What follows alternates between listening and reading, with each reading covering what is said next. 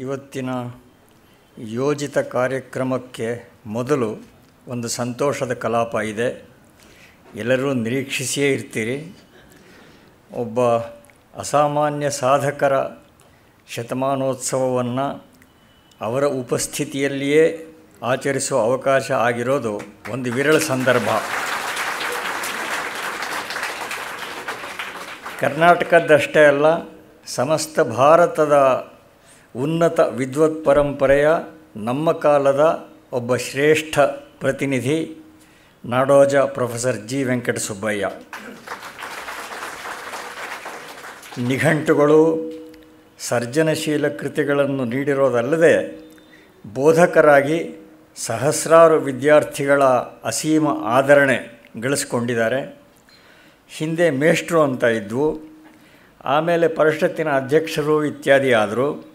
ಆಮೇಲೆ ನಿಘಂಟು ತಜ್ಞ ಅನ್ನಿಸ್ಕೊಂಡ್ರು. ಅದನ್ನೆಲ್ಲ ಹಿಂದಕ್ಕೆ ಹಾಗೆ ಈಗೋ ಕನ್ನಡದ ವೆಂಕಟಸುಬ್ಬಯ್ಯ ಅನ್ನಿಸ್ಕೊಂಡ್ಬಿಟ್ರು.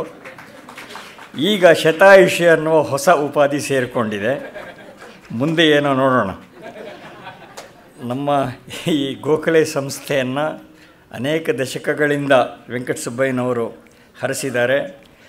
ಡಿ ವಿ ಜಿಯವರ ಮತ್ತು ವಿ ಸಿ ಅವರ ಅತ್ಯಂತ ನಿಕಟ ಪರಿವಾರದವರೇ ಆಗಿದ್ದಾರೆ. ಹೀಗೆ ಅವರಿಗೆ ನಮನ ಸಲ್ಲಿಸುವುದು ನಮ್ಮೆಲ್ಲರಿಗೆ ಉತ್ಸವಪ್ರಾಯವಾಗಿದೆ, ಸಹಜ. ಗೋಖಲೆ ಸಂಸ್ಥೆ, ವಿ ಸಿ ಸಂಪದ ಎರಡೂ ಸಂಸ್ಥೆಗಳನ್ನು ಪ್ರತಿನಿಧಿಸುವ ಪ್ರೊಫೆಸರ್ ಎಮ್ ಎಚ್ ಕೃಷ್ಣಯ್ಯ ಅವರು ಈಗ ಕೆಲವು ಅಭಿನಂದನೆ ನುಡಿಗಳನ್ನು ನಿವೇದಿಸೋರಿದ್ದಾರೆ. ವಿ ಸಿ ಸಂಪದದ ಅಧ್ಯಕ್ಷರು, ಅನಂತರ ಗೌರವಾರ್ಪಣೆ.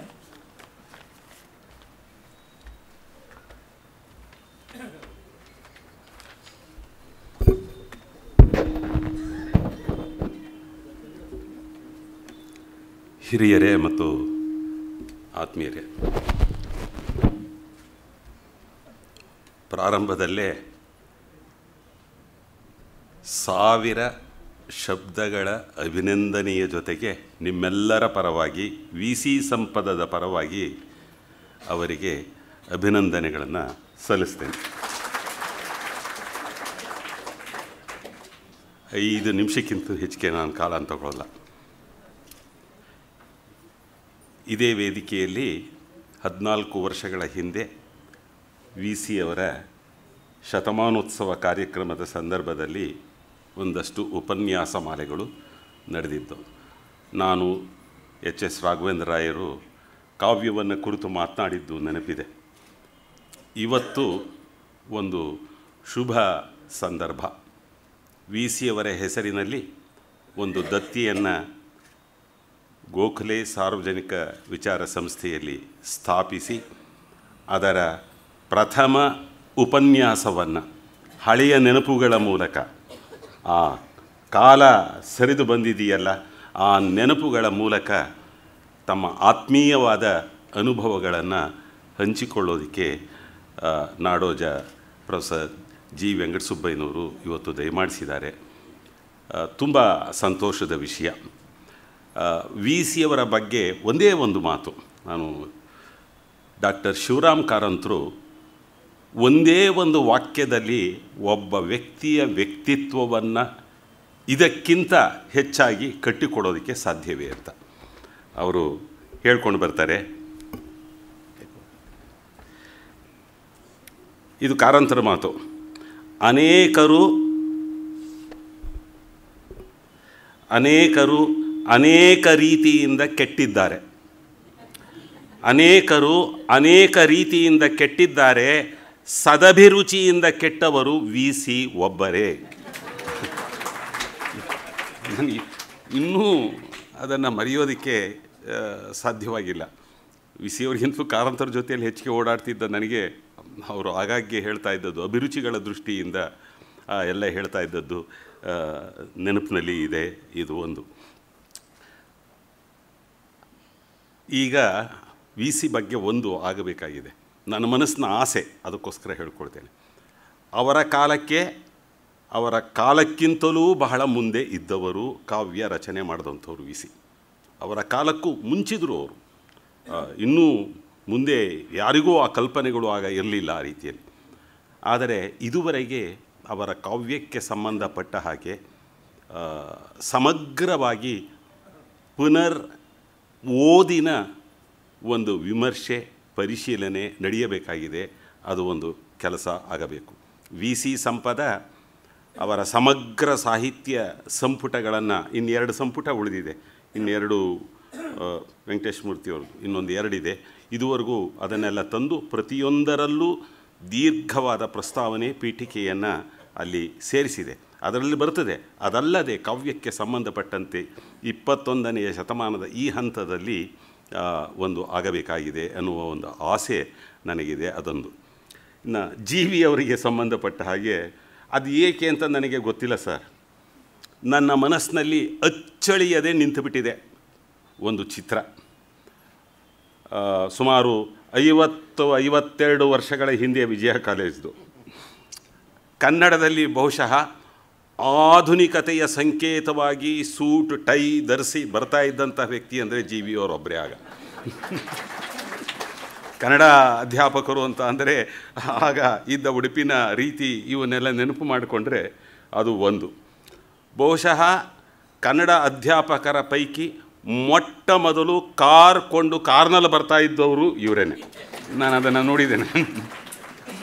ಆ ಚಿತ್ರ ನನ್ನ ಕಣ್ಣು ಮುಂದೆ ಇವತ್ತಿಗೂ ಅದು ನಿಂತಿದೆ ಅನ್ನೋದು. ಅದಾದ ಮೇಲೆ ಕೆಲವು ವರ್ಷಗಳ ನಂತರ ಅವರು ಕನ್ನಡ ಸಾಹಿತ್ಯ ಪರಿಷತ್ತಿನ ಅಧ್ಯಕ್ಷರಾಗಿದ್ದ ಸಂದರ್ಭದಲ್ಲಿ ನನ್ನನ್ನು ವಿಶ್ವಾಸದಿಂದ ಕರೆಸಿ ಕಾರ್ಯದರ್ಶಿಯಾಗು ಅಂತ ಹೇಳಿ ಕಾರ್ಯದರ್ಶಿಯಾದೆ. ಆದರೆ ಹೆಚ್ಚು ಕಾಲ ನಾನು ಇರೋದಕ್ಕೆ ಸಾಧ್ಯವಾಗಲಿಲ್ಲ. ನಾನು ಸರ್ಕಾರಿ ಸೇವೆಯಲ್ಲಿ ಇದ್ದ ಕಾರಣದಿಂದ ಅಲ್ಲಿಂದ ಕೆಲವೊಂದು ತಕರಾರುಗಳು ಬಂದದ್ದರಿಂದ ಇದು ಬೇಡ ಅಂದ್ಬಿಟ್ಟು ಸ್ವಲ್ಪ ಕಾಲ ನಾನು ಇದ್ದೆ. ಆಗ ಪಟ್ಟ ಪಾಡು ಇನ್ನೂ ನೆನಪಿದೆ. ಪ್ರಾರಂಭದಲ್ಲಿ ಹಣಕಾಸಿನ ವ್ಯವಸ್ಥೆ ಹೇಗಿತ್ತು ಅನ್ನೋದೆಲ್ಲ ಅವ್ರಿಗೂ ಗೊತ್ತು.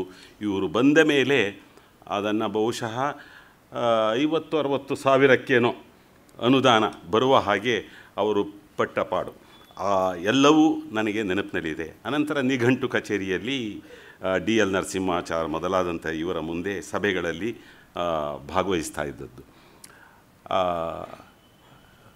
ಎಸ್ ಆರ್ ರಾಮಸ್ವಾಮಿ ಇವರು ಹೇಳಿಬಿಟ್ರು. ನಾನು ಹೇಳಬೇಕು ಅಂತಿದ್ದೆ ಅದನ್ನು.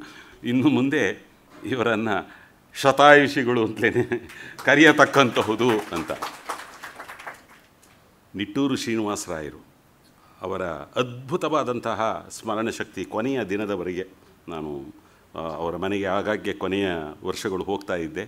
ಅವರ ನೆನಪುಗಳು ಗ್ರಂಥವನ್ನು ತರೋದಕ್ಕೋಸ್ಕರ, ರೆಕಾರ್ಡ್ ಮಾಡಿಕೊಂಡು ತರೋದಕ್ಕೋಸ್ಕರ.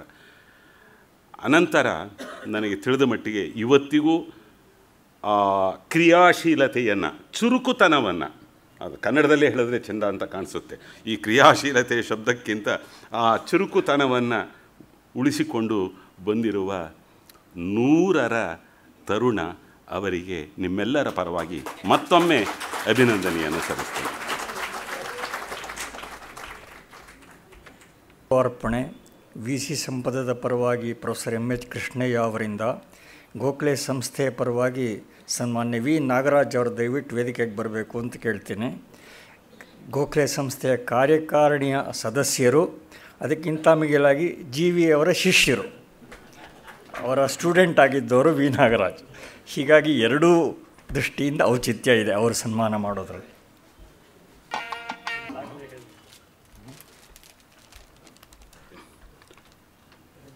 ಬಹುಶಃ ಕರ್ನಾಟಕ ಮಾತ್ರ ಅಲ್ಲ, ಅವರದು ಇನ್ನೊಂದು ಪ್ರಥಮ ದಾಖಲೆ.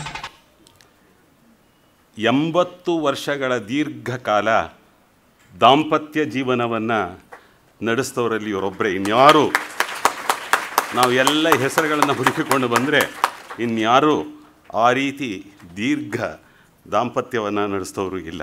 ಮನೆಯವರಿಗೆ ಬರೋಕ್ಕೆ ಸಾಧ್ಯವಾಗಿಲ್ಲ. ದಯವಿಟ್ಟು ಇದನ್ನು ಅವರಿಗೆ ತಲುಪಿಸ್ಬೇಕು ಅಂತ ವಿನಂತಿಸ್ಕೊಳ್ತೇನೆ. 1933 ಅವರು ವಿವಾಹವಾದದ್ದು.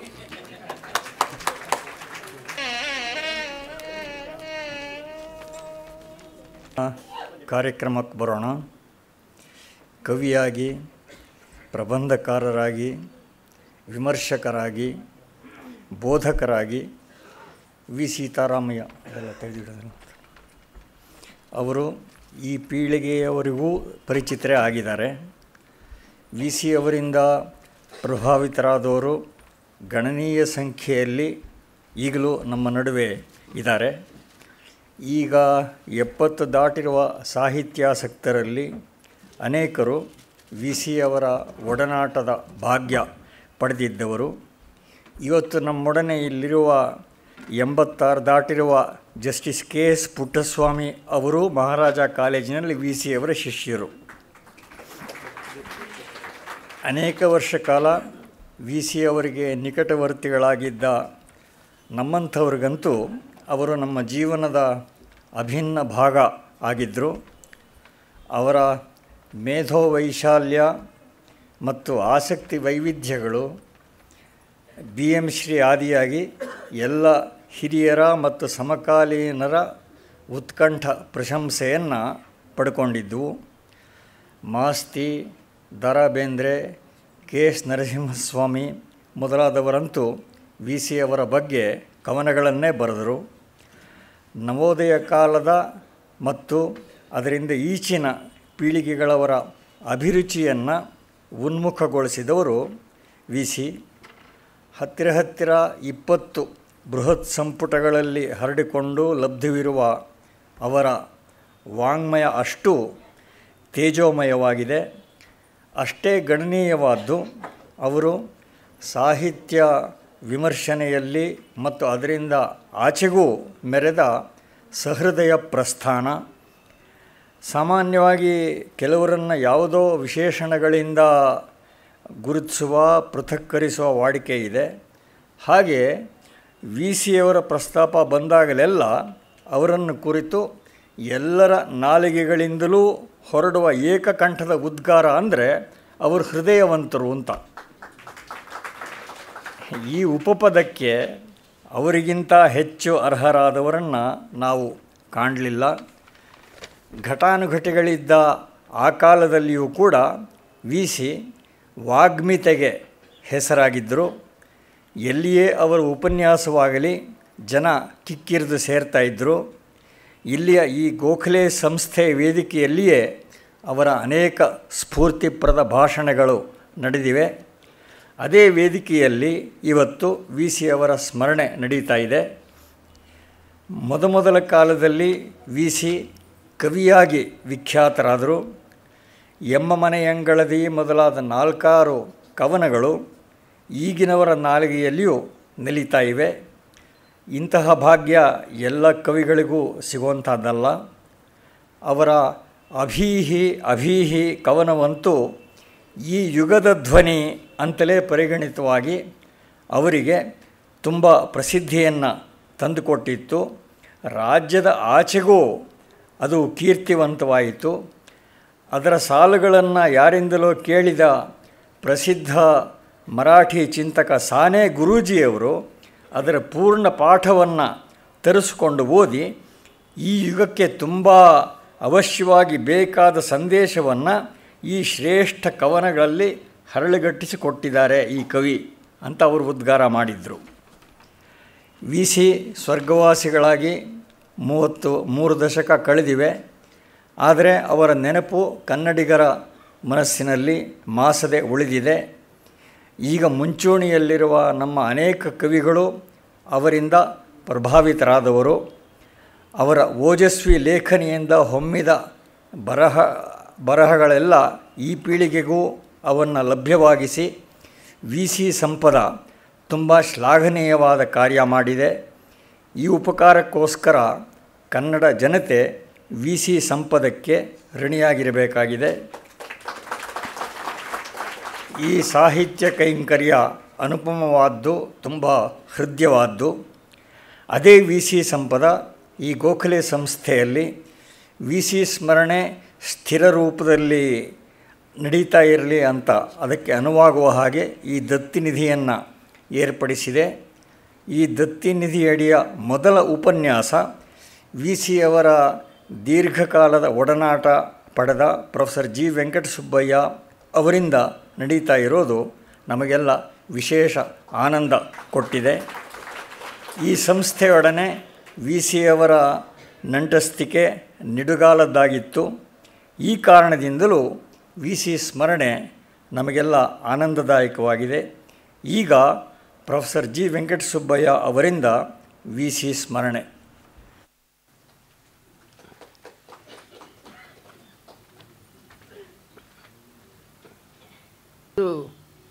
ಆತ್ಮೀಯವಾದ ಸಮಾರಂಭ ಸನ್ಮಾನ ಮಾಡಿದ ಮೇಲೆ ಮಾತು ಬರುವುದು ಕಷ್ಟ ಆಗೋಗ್ಬಿಡ್ತದೆ. ಇದು ಮುಂದೆ ಎಲ್ಲ ತೆಗೆದಿಟ್ಟಿದೆ. ಈಗ ಇಲ್ಲಿ ಏನೂ ಇಲ್ಲದೇ ಇದ್ದ ಟೇಬಲ್ ಮೇಲೆ 2 ವಿಗ್ರಹಗಳು, 2 ಹೂವಿನ ಬುಟ್ಟಿಗಳು, 2 ಹಾರ, ಹೀಗೆ ಇಷ್ಟೆಲ್ಲ ಒಂದರ ಮೇಲೆ ಒಂದು ಬೀಳ್ತಾ ಇದ್ದರೆ ನನ್ನ ಭುಜ ತಳ್ಕೊಳ್ಳಾರ್ದು. ಇದನ್ನು ಭಾರ ತಡೆಯುವ ಶಕ್ತಿ ನನಗೆ ಇಲ್ಲ. ಆದರೆ ಅದರ ಹಿಂದೆ ಇರತಕ್ಕ ವಿಶ್ವಾಸ ನನಗೆ ಬೇಕು. ಅಗತ್ಯವಾದದ್ದು ಜನರು ಬದುಕಬೇಕಾದರೆ ಆ ವಿಶ್ವಾಸಕ್ಕೆ ನಾನು ತುಂಬ ಕೃತಜ್ಞನಾಗಿದ್ದೇನೆ. ವಿ ಸಿಯವರ ಬಗ್ಗೆ ಒಂದು ಉಪನ್ಯಾಸವನ್ನು ಇಡುವುದು ಅಷ್ಟು ಸಾರ್ಥಕವಾದದ್ದಲ್ಲ. ಒಂದು ಸಪ್ತಾಹ ಏನಾದರೂ ಮಾಡಿದರೆ ಏನಾದರೂ ಸ್ವಲ್ಪವಾದರೂ ಕೂಡ ಎಲ್ಲವನ್ನು ವಿವರಿಸಬಹುದು. ಆದ್ದರಿಂದ ನಾನು ಈ 1 ಗಂಟೆಯ ಒಳಗಡೆ ನಾನು ವಿ ಸಿಯವರ ಬಗ್ಗೆ ಸಾಧ್ಯವಾದಷ್ಟು ತಿಳಿಸ್ತೇನೆ ಅನ್ನೋದು ಭ್ರಮೆಯ ಮಾತಾದೀತು. ಯಾವುದೋ ಒಂದು ಭಾಗ, ಇಲ್ಲಷ್ಟು ಭಾಗ ಅಲ್ಲಷ್ಟು ಭಾಗ ಬಂದಿತ್ತೆ ಹೊರತು ವಿ ಸಿಯವರ ಸಕಲ ಸಂಪತ್ತು, ಸಾಹಿತ್ಯ ಸಂಪತ್ತು ನನ್ನ ಕೈಯಿಂದ ಬೆಳೆಸೋದಕ್ಕೆ ಸಾಧ್ಯ ಇಲ್ಲ. ಆದ್ದರಿಂದ ನನ್ನ ಈ ಮಾತಿನ ರೀತಿಯಲ್ಲಿ ಎಷ್ಟೋ ಕಡೆ ಅರ್ಧ ಬಿಟ್ಟು ಬರಬಹುದು. ಒಟ್ಟಿನಲ್ಲಿ ಒಂದು ಮಾತ್ರ ಸತ್ಯ, ನನ್ನಂತಹ ಒಬ್ಬ ವಿದ್ಯಾರ್ಥಿಗೆ ಅವರು ಪಾಠ ಹೇಳದೇ ಹೋದರೂ ಕೂಡ ಗುರುಗಳಾಗಿದ್ದರು ಅನ್ನುವುದು ಮಾತ್ರ ನಿಜ. ಅವರನ್ನು ಕಂಡಾಗಲೆಲ್ಲ ಅನೇಕ ಸಂದರ್ಭಗಳಲ್ಲಿ ಅವರ ಬಳಿ ಕುಳಿತು ಪಾಠ ಕೇಳ್ತಾ ಇದ್ದೇನೆ ಅನ್ನೋ ಹಾಗೆ ಆಗ್ತಾ ಇತ್ತೇ ಹೊರತು ಅವರ ಜೊತೆ ಸ್ನೇಹದಿಂದ ಮಾತಾಡ್ತಾನೆ ಅನ್ನೋ ಹಾಗೆ ನನಗೆ ಎಂದೂ ಕೊನೆಯ ತನಕ ಅನ್ನಿಸಲಿಲ್ಲ.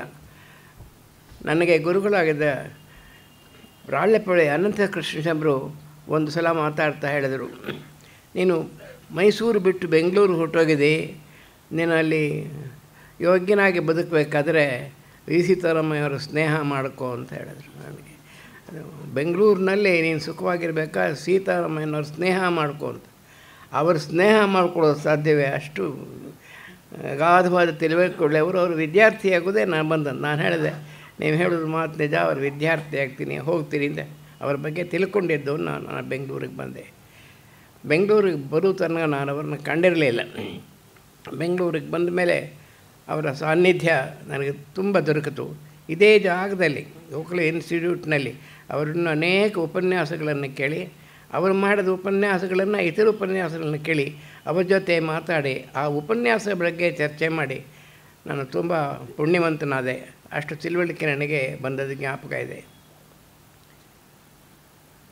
ಬಿಸಿಯವರ ಜೀವನವನ್ನು ಕುರಿತು ಮಾತಾಡೋದಕ್ಕೆ ಹೋದರೆ ಎಲ್ಲರಿಗೂ ಗೊತ್ತಿರತಕ್ಕ ವಿಚಾರ, ಕನ್ನಡದ ಅಧ್ಯಾಪಕ, ಒಬ್ಬ ಬಡ ಬ್ರಾಹ್ಮಣ, ಉಪಾಧ್ಯಾಯನಾಗ್ತಕ್ಕವನು, ಎಲ್ಲರೂ ಪ್ರಾರಂಭದಲ್ಲಿ ಬಡತನದಲ್ಲೇ ಬಂದವರು ಅನ್ನೋದು ಒಂದು ಶಾಶ್ವತವಾದಂತಹ ಸತ್ಯ. ಅದು ಬ್ರಾಹ್ಮಣ, ಬಡ ಬ್ರಾಹ್ಮಣ, ಬಡ ರೈತ, ಬೋರೇಗೌಡ ಇದ್ದಾಗೆ ಬಡ ಬ್ರಾಹ್ಮಣ ಅನ್ನೋದು ಅಚ್ಚುಕಟ್ಟಾದಂತಹ ಒಂದು ಸೊಗಸಾದ ನುಡಿಗಟ್ಟು. ಅದು ಬಡ ಬ್ರಾಹ್ಮಣ.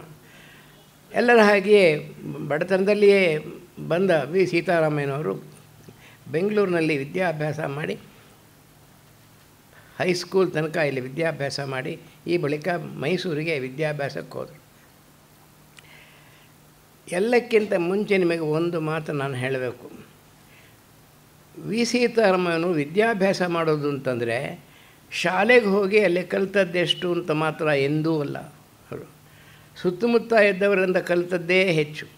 ಅವರು ನನಗೆ ಹೇಳ್ತಾಯಿದ್ರು, ಬೆಂಗಳೂರಲ್ಲಿ ನಾನು ಅವರಿದ್ದ ಕಾಲ, ಪ್ರಾರಂಭದ ಬಾಲ್ಯದ ಕಾಲವನ್ನು ಜ್ಞಾಪಕ ಮಾಡಿಕೊಳ್ತಾ, ನಾವು ಕಲಿತದ್ದೆಲ್ಲ ರಾಮಸ್ವಾಮಿ ದೇವಸ್ಥಾನದ ಆವರಣದಲ್ಲಿ ಆಗ್ತಾ ಇದ್ದ ಉಪನ್ಯಾಸಗಳು, ರಾಮಾಯಣದ ಪಠನ, ಪ್ರವಚನ, ಇವುಗಳನ್ನು ಕೇಳಿ ಕಲಿತದ್ದು. ಶಾಲೆಗಳಿಗೆ ಕಲಿತದ್ದು ಸ್ವಲ್ಪ. ಆದರೆ ಆ ಚಾಮರಾಜಪೇಟೆ ಸುತ್ತಮುತ್ತ ಇದ್ದ ಆವರಣ ಇದೆಯಲ್ಲ, ಆವರಣವೇ ನಮ್ಮನ್ನು ಕಾಪಾಡ್ತು ಅಂತ ಹೇಳ್ತಾಯಿದ್ರು. ಅಂಥ ಸೊಗಸಾದ ಆಭರಣ, ವಿದ್ವಾಂಸರ ಗುಂಪು ಕೂಡಿತ್ತು ಚಾಮರಾಜಪೇಟೆ ಒಳಗೆ. ಒಬ್ಬೊಬ್ಬರು ಮಾತಾಡ್ತಾ ಕೂತ್ಕೊಂಡ್ರೆ ಅದು ವಿದ್ವತ್ ಪ್ರಪಂಚ ಆಗ್ತಾಯಿತ್ತು. ಹೀಗಾಗಿ ಚಿಕ್ಕವರ ಜೊತೆ ಓಡಾಡ್ತಾ ಇದ್ದರೆ, ದೊಡ್ಡವರು ಮಾತಾಡ್ತಾ ಇದ್ದನ್ನು ಕೇಳ್ತಾ ಇದ್ದರೆ ತಾನೇ ವಿದ್ಯಾಭ್ಯಾಸ ಉಂಟಾಗ್ತಾಯಿತ್ತು. ಅಂಥ ಸಮಯದಲ್ಲಿ ನಾನು ಬದುಕದೆ ಅಂತ ಅವರು ಒಪ್ಕೊಂಡು ಹೇಳ್ತಾ ಇದ್ದರು. ಅಂಥ ಅವಕಾಶದಲ್ಲಿ ಇತ್ತು. ಶಂಕರಶಾಸ್ತ್ರಿಗಳು ಮುಂತಾದ ರಾಮಶೇಷ ಶಾಸ್ತ್ರಿಗಳು ಮುಂತಾದ ಹೆಸರು ಅದೆಲ್ಲ ತುಂಬ ಪ್ರಾಚೀನವಾಗಿ ಕಂಡುಬರುತ್ತೆ ನಮಗೆ. ಅವರ ಉಪನ್ಯಾಸಗಳನ್ನು ಪ್ರವಚನ ಮಾಡಿದ ಜನ ಈಗಲೂ ಇರುವುದರಿಂದ ಅವರ ಹೆಸರಿಗೆ ಜ್ಞಾಪಕ ಬರುತ್ತೆ. ಅಂತಹ ಮಹಾ ವ್ಯಕ್ತಿಗಳಿದ್ದರು. ಅವರ ಬಳಿ ಕುಳಿತು ಅವರ ಮಾತು ಕೇಳಿ ವಿ ಸೀತಾರಾಮಯ್ಯನವರು ತಮ್ಮ ಶಿಕ್ಷೆಯನ್ನು ಬೆಳೆಸ್ಕೊಂಡ್ರು. ಆಶ್ಚರ್ಯ ಏನು ಅಂತಂದರೆ, ಸಂಗೀತದಲ್ಲಿ ತುಂಬ ಆಸಕ್ತಿ ಇತ್ತು ಅವರಿಗೆ, ಚಿತ್ರಕಲೆಯಲ್ಲಿ ಆಸಕ್ತಿ ಇತ್ತು ಅವರಿಗೆ, ಶಿಲ್ಪದಲ್ಲಿ ಆಸಕ್ತಿ ಇತ್ತು ಅವರು. ಅವರೆಲ್ಲ ಹೇಳ್ತಾಯಿದ್ರು, ಇವಿಷ್ಟನ್ನೂ ಕೂಡ ನಾನು ಚಾಮರಾಜಪೇಟೆಯಲ್ಲಿ ಕಲಿತೆ ಅಂತ. ಇಷ್ಟು ಇವುಗಳ ಆಸಕ್ತಿಯೆಲ್ಲ ನನಗೆ ಬಾಲ್ಯದಲ್ಲಿಯೇ ಉಂಟಾಯಿತು ಎಂಬುದನ್ನು ನಮಗೆ ಹೇಳಿಕೊಟ್ರು. ಅಚ್ಚುಕಟ್ಟಾಗಿ ಪೂರ್ತಿ ದೊಡ್ಡ ವಿದ್ವಾಂಸರಾಗಿ, ಉಪನ್ಯಾಸಕರಾಗಿ, ಪ್ರೊಫೆಸರ್ ಆಗದೆ ರಿಟೈರ್ ಆದ ಕಥೆ ಇದೆಯಲ್ಲ, ಅದನ್ನು ಜ್ಞಾಪಕ ಮಾಡಿಕೊಂಡಾಗ ನಮಗೆ ಮೊದಲು ಹೊಳೆಯತಕ್ಕದ್ದೇನು ಅಂದರೆ, ಕರ್ನಾಟಕ ದೇಶದಲ್ಲಿ ಆರ್ಟ್ ಕ್ರಿಟಿಕ್ ಅಂತ ಹೆಸರು ಪಡೆಯೋರು ಯಾರಾದರೂ ಇದ್ದರೆ ಅವರು ಇಬ್ಬರು. ಒಬ್ಬರು ವಿ ಸೀತಾರಾಮಯ್ಯನವರು, ಇನ್ನೊಬ್ಬರು ಎನ್ ಕೃಷ್ಣರಾಯರು. ವಿ ಸೀತಾರಾಮಯ್ಯನವರು ಸಂಗೀತವನ್ನು ತುಂಬ ಚೆನ್ನಾಗಿ ಅಭ್ಯಾಸ ಮಾಡಿದ ವಾಸುದೇವಾಚಾರ್ಯ ಹತ್ತಿರ ಶಿಷ್ಯರಾಗಿದ್ದೆ ಅಂತ ಸಹಿತ ಹೇಳ್ಕೊತಾರೆ ಅವರು. ಇಲ್ಲಿ ಕಲಿತದ್ದಲ್ಲದೆ ಸಂಗೀತ ಅಚ್ಚುಕಟ್ಟಾಗಿ ಗೊತ್ತಿತ್ತು. ತುಂಬ ಚೆನ್ನಾಗಿ ಹಾಡ್ತಾಯಿದ್ರು ಅವರು. ಅವರ ಕವನಗಳನ್ನೇ ಅವರು ಹಾಡ್ತಾಯಿದ್ರು. ಎಷ್ಟೋ ತುಂಬ ಚೆನ್ನಾಗಿ ಹಾಡ್ತಾಯಿದ್ರು. ಯಾರೋ ಏನೋ ಒಂದು ಹಾಸ್ಯ ಮಾಡಿದ್ರೆ ಅಂತ ಒಂದ್ಸಲ, ತುಂಬ ಚೆನ್ನಾಗಿ ಹಾಡ್ತಾರೆ, ಆ ಕವನದಲ್ಲಿ ಏನಿದೆ ಅಂತ ನೋಡಿ. ಇಂಥ ವಿಮರ್ಶೆ ಇದೆ ಒಂದು ಸಲ ಬಂದುಬಿಟ್ರೆ ಅದು ಆ ಮನುಷ್ಯನಿಗೆ ಎಷ್ಟು ಅದು ನೋವಾಗಿರಬೇಕು ಅಂತಂದರೆ, ಅದಾದಮೇಲೆ ಅವರು ಹಾಡುವುದನ್ನು ಪೂರ್ತಿ ಬಿಟ್ಟೇ ಬಿಟ್ಟರು. ತುಂಬ ಮನುಷ್ಯನ ಹೃದಯ ತುಂಬ ನವಿರಾದ ಮನುಷ್ಯ ಅಂದರೆ ವಿ ಸೀತಾರಾಮಯ್ಯನ ಹೃದಯ. ನಮ್ರು ಅಂದರೆ ನವರು, ಅಷ್ಟು ಹೃದಯ ಸಂಪನ್ನತೆ ಇತ್ತು. ನೋವನ್ನು ಎಂದೂ ಸಹಿಸ್ತಾ ಇರಲಿಲ್ಲ. ಯಾಕೆಂದರೆ ಇತರರಿಗೆ ಅವನು ನೋವು ಮಾಡ್ತಿರಲಿಲ್ಲ. ಇತರಿಗೆ ನೋವು ಮಾಡದೇ ಇದ್ದ ಜೀವ ಅದು. ತಾನು ನೋವು ಸಹಿಸೋದು ಕಷ್ಟ ಆಗ್ತಾಯಿತ್ತು. ಹಾಗೆ ಈ ಆರ್ಟ್ ಕ್ರಿಟಿಕ್ ಅನ್ನುವ ಒಂದು ಶಬ್ದ ಇದೆಯಲ್ಲ, ಆ ಶಬ್ದಕ್ಕೆ ಬೇಕಾದ ಅರ್ಹತೆಯನ್ನೆಲ್ಲ ಅವರು ತುಂಬ ಬೇಗ ಸಂಪಾದನೆ ಮಾಡಿಕೊಂಡ್ರು. ಹೈಸ್ಕೂಲ್ ಪೂರೈಸೋ ಹೊತ್ತಿಗೆ ಅದಕ್ಕೆ ಬೇಕಾದ ತರಗತಿಗೆ ಬೇಕಾದಂಥ ಪ್ರಾರಂಭದ ತಿಳುವಳಿಕೆಗಳೆಲ್ಲ ಅವರಿಗೆ ಉಂಟಾಗಿ ಹೋಗಿದ್ದು. ಇಲ್ಲಿ ಅವರ ತರಗತಿ ಇದ್ದವರೆಲ್ಲ ಅನೇಕ ಸ್ನೇಹಿತರೆಲ್ಲ ಬಳಿಕ ಅವರ ಅಧ್ಯಾಪಕರ ಕಾಲದಲ್ಲಿ ಜೊತೆಯಲ್ಲಿದ್ದರು ಅಂತ ಕೇಳ್ತೀವಿ. ಅವರು ಅದು ಅಷ್ಟು ಮುಖ್ಯ ಅಲ್ಲ ನನಗೆ. ಇಲ್ಲಿಂದ ಆದಮೇಲೆ ಮೈಸೂರಿಗೆ ಹೋದ ಮೇಲೆ ಅಲ್ಲೇ ತುಂಬ ವ್ಯತ್ಯಾಸ ಆದ ಕಾರಣ ಏನು ಅಂದರೆ, ಅಲ್ಲಿ ಶಿಲ್ಪ, ಚಾಮರಾಜ ಟೆಕ್ನಿಕಲ್ ಒಂದು ಇನ್ಸ್ಟಿಟ್ಯೂಟ್ ಇದೆ, ಅಲ್ಲಿ ಚಿತ್ರಕಲೆ ಇವುಗಳನ್ನು ಅಭ್ಯಾಸ ಮಾಡೋದು. ಬಿಡಾರಂ ಕೃಷ್ಣಪ್ಪನವ್ರು ನಮ್ಮದಲ್ಲಿ ಸಂಗೀತವನ್ನು ಅಭ್ಯಾಸ ಮಾಡೋದು. ನಿಮಗೆ ಆಶ್ಚರ್ಯ ಆಗುತ್ತೆ, ಅಲ್ಲ ಅವರಿಗೆ ಎಷ್ಟು ತುಂಬಿಕೊಂಡ್ರು ಅವರು ಅಂದರೆ, ಕಾಲೇಜಿನಲ್ಲಿ ಪಾಠ ಮಾಡೋದು ಎಷ್ಟೋ ಅಷ್ಟೇ ಅಲ್ಲದೆ ಅದನ್ನು ಬಿಟ್ಟು ಅದಕ್ಕೆ 10ರಷ್ಟು ಹೊರಗಡೆ ಎಲ್ಲವನ್ನು ತಿಳ್ಕೊತಾ ಇದ್ರು. ಹೀಗಾಗಿ ಅವರ ಸಾನ್ನಿಧ್ಯವೇ ಒಂದು ಯೂನಿವರ್ಸಿಟಿಯ ಸಾನ್ನಿಧ್ಯ ಆಗಿತ್ತು. ಒಂದು ವಿಷಯ ಏನು ಅಂತಂದರೆ, ಸ್ನೇಹಿತರು ನಮ್ಮ ಮೈಸೂರಿನ ಮಹಾರಾಜ ಕಾಲೇಜಿನ ಸ್ನೇಹಿತರು ಕಾಲೇಜು ಬಹಳ ವಿಚಿತ್ರವಾದ ಒಂದು ಕೊಠಡಿ ಅದು. ಅದು ಎಂಥ ಕೊಠಡಿ ಅಂತಂದರೆ, ಯಾರು ಬರಲಿ ಅದು ಜೊತೆ ಅವರನ್ನು ಹಾಸ್ಯ ಮಾಡುವುದರಿಂದಲೇ ಪ್ರಾರಂಭ. ಇವರು ಅವರನ್ನ ಹಾಸ್ಯ ಮಾಡೋದು, ಅವರು ಇವ್ರನ್ನ ಹಾಸ್ಯ ಮಾಡೋದು. ಒಂದಿಷ್ಟು ಕೊಂಕು ಕಂಡು ಬಂದರೆ ಅದನ್ನು ಅಷ್ಟು ದೊಡ್ಡದನ್ನಾಗಿ ಮಾಡಿ ಅದನ್ನು ಹಾಸ್ಯ ಮಾಡಿ ಅವರನ್ನು ಅಳಿಸಿಬಿಡಬೇಕು ಅಲ್ಲಿವರೆಗೆ. ಈ ಅಳಿಸಿಬಿಡುವುದರಿಂದ ಏನಾಯಿತು ಅಂದರೆ ಅವರೂ ಗಟ್ಟಿಯಾದರು, ಇವರೂ ಗಟ್ಟಿಯಾದರು. ಮಾತು ತುಂಬ ಚೆನ್ನಾಗಿರ್ತಾಯಿತ್ತು, ಸಂತೋಷವಾಗಿರ್ತಾಯಿತ್ತು. ವಿ ಸೀತಾರಾಮಯ್ಯನವರಿಗೆ ಇದನ್ನು ಸಹಿಸಿಕೊಳ್ಳೋದು ಬಹಳ ಕಷ್ಟ ಆಯಿತು. ಯಾಕೆಂದರೆ ಅವರು ಇನ್ನೊಬ್ಬರನ್ನು ನೋಯಿಸೋರಲ್ಲ, ತಾವು ನೋಯಿಸೋದಕ್ಕೆ ಇಷ್ಟಪಡೋದಿಲ್ಲ ಅಂತ. ಆದರೆ ಅವರ ಸಾನ್ನಿಧ್ಯ ಎಲ್ಲಿತ್ತೋ ಬಾಕಿ ಜನ ಆವಾಗ ಸ್ವಲ್ಪ ಎಚ್ಚರಿಕೆಯಿಂದ ಇರೋದು ಮೈಸೂರು ಕಾಮನ್ ರೂಮಲ್ಲಿ ವಿ ಸೀತಾರಾಮಯ್ಯನಿಂದ ಆಯಿತು. ಆ ಸಮಯದಲ್ಲಿ ಜನ ಅದನ್ನು ಬಾಯ್ಬಿಟ್ಟು ಹೇಳ್ತಾಯಿದ್ರು. ವಿ ಸೀತಾರಾಮಯ್ಯವರು ವಿದ್ಯಾಭ್ಯಾಸ ಕಾಲದಲ್ಲಿ ಒಂದೆರಡು ವಿಚಾರಗಳು ನೆನಪಿಗೆ ಬರುತ್ತವೆ.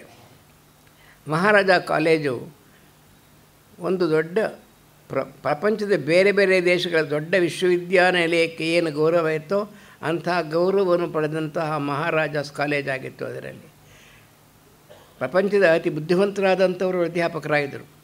ಪ್ರಿನ್ಸಿಪಾಲ್ ಆಗಿದ್ದು ರೆಡ್ಡಿ, ರಾಮಲಿಂಗ ರೆಡ್ಡಿ ಅವರು, ರಾಘು, ವಾಡಿಯ, ಹಿರಣ್ಯ, ಎಸ್.ಆರ್. ರಾಧಾಕೃಷ್ಣ, ಡಾಕ್ಟರ್ ಎಸ್ ರಾಧಾಕೃಷ್ಣ ಅವರು, BM ಶ್ರೀಕಂಠಯ್ಯನವರು, ಇವರೆಲ್ಲ ಇದ್ದ ಕಾಲ ಅದು. ಒಂದು ಪರ್ವತ, ವಿದ್ಯಾಪರ್ವತ ಇದ್ದಾಗ ಪ್ರತಿಯೊಬ್ಬರು ಕೂಡ. ಇವರು ಎಂಥ ಒಳ್ಳೆಯವರು ಅಂತಂದರೆ ಒಳ್ಳೆಯ ಶಿಷ್ಯನ ತುಂಬ ಹತ್ತಿರಕ್ಕೆ ಮಾಡ್ಕೋತಾಯಿದ್ರು, ಹತ್ತಿರ ಕರೆದವರಿಂದ ಮಾತಾಡ್ತಾಯಿದ್ರು. ಸೀತಾರಾಮಯ್ಯನವರು ರಾಧಾಕೃಷ್ಣನವ್ರಿಗೆ ಮತ್ತು NS ಸುಬ್ರಾಯರಿಗೆ ತುಂಬ ಹತ್ತಿರದವರಾದರು. BM ಶ್ರೀಕಂಠಯ್ಯನವರ ಪಟ್ಟದ ಶಿಷ್ಯರಾದರು. ಹೀಗಾಗಿ ಆ ಮಹಾ ವ್ಯಕ್ತಿಗಳ ಪ್ರಭಾವದ ಪರಿಣಾಮವಾಗಿ ತುಂಬ ತಿಳುವಳಿಕೆಯನ್ನು ಪಡೆಯಬೇಕು ಅಂದಾಗ ತುಂಬ ಕಷ್ಟಪಟ್ಟರು. ಅವರು ವಿಶ್ವವಿದ್ಯಾನಿಲಯದ ಲೈಬ್ರರಿ, ಯೂನಿವರ್ಸಿಟಿ ಲೈಬ್ರರಿ ಎಷ್ಟು ಉಪಯೋಗ ಮಾಡಿಕೊಂಡು ಎಂಬುದನ್ನು ಒಂದೆರಡು ಕಡೆಯಲ್ಲಿ ಹೇಳಿದ್ದಾರೆ. ಆ ಪುಸ್ತಕಗಳನ್ನ ಉಪಯೋಗ ಮಾಡಿದ ರೀತಿಯನ್ನು ಅವರದನ್ನು ಅಷ್ಟು ಚೆನ್ನಾಗಿ ಆಳವಾಗಿ ಅಭ್ಯಾಸ ಮಾಡಿಕೊಂಡ್ರು. ಆಶ್ಚರ್ಯ ಏನು ಅಂತಂದರೆ, ಇವರು ಕಾಲೇಜಿಗೆ ಸೇರಬೇಕಾದ್ರೆ ಏನು ತೊಗೋಬೇಕು ಅಂತ ಯೋಚನೆ ಮಾಡಿದಾಗ ನಾವು ಎಕನಾಮಿಕ್ಸ್ ತೊಗೋಬೇಕು, ಫಿಲಾಸಫಿ ತೊಗೋಬೇಕು ಅಂತ ಮಾತಾಡ್ತಾ ಇತ್ತಂತೆ. ರಾಮಲಿಂಗ ರೆಡ್ಡಿಯವ್ರ ಹತ್ರಕ್ಕೆ ಹೋಗಿ ಫಿಲಾಸಫಿ ತೊಗೊಂಡ್ರಂತೆ. ಅವರು ಫಿಲಾಸಫಿ ಸ್ವಲ್ಪ ಕಷ್ಟ ಆಗುತ್ತೆ ಅನ್ನೋ ಹಾಗೆ ಕಾಣುತ್ತೆ ಅಂದ್ರಂತೆ. ಇದನ್ನು why are we here for, we will make it easy, please take it ಅಂದ್ರಂತೆ ಅವರು. ನಾವಿರೋದು ಯಾತಕ್ಕೆ ಅಂತ. ಅದೇ ತೊಗೊಂಡದ್ದೇನೋ ನಿಜ. ಆದರೆ ಅವರಿಗೆ NS ಸುಬ್ರಾಯರ ಶಿಷ್ಯ ಆಗಬೇಕು ಅಂತ ತುಂಬ ಇಷ್ಟ. NS ಸುಬ್ರಾಯರ ಪಟ್ಟ ಶಿಷ್ಯ ಆದರು.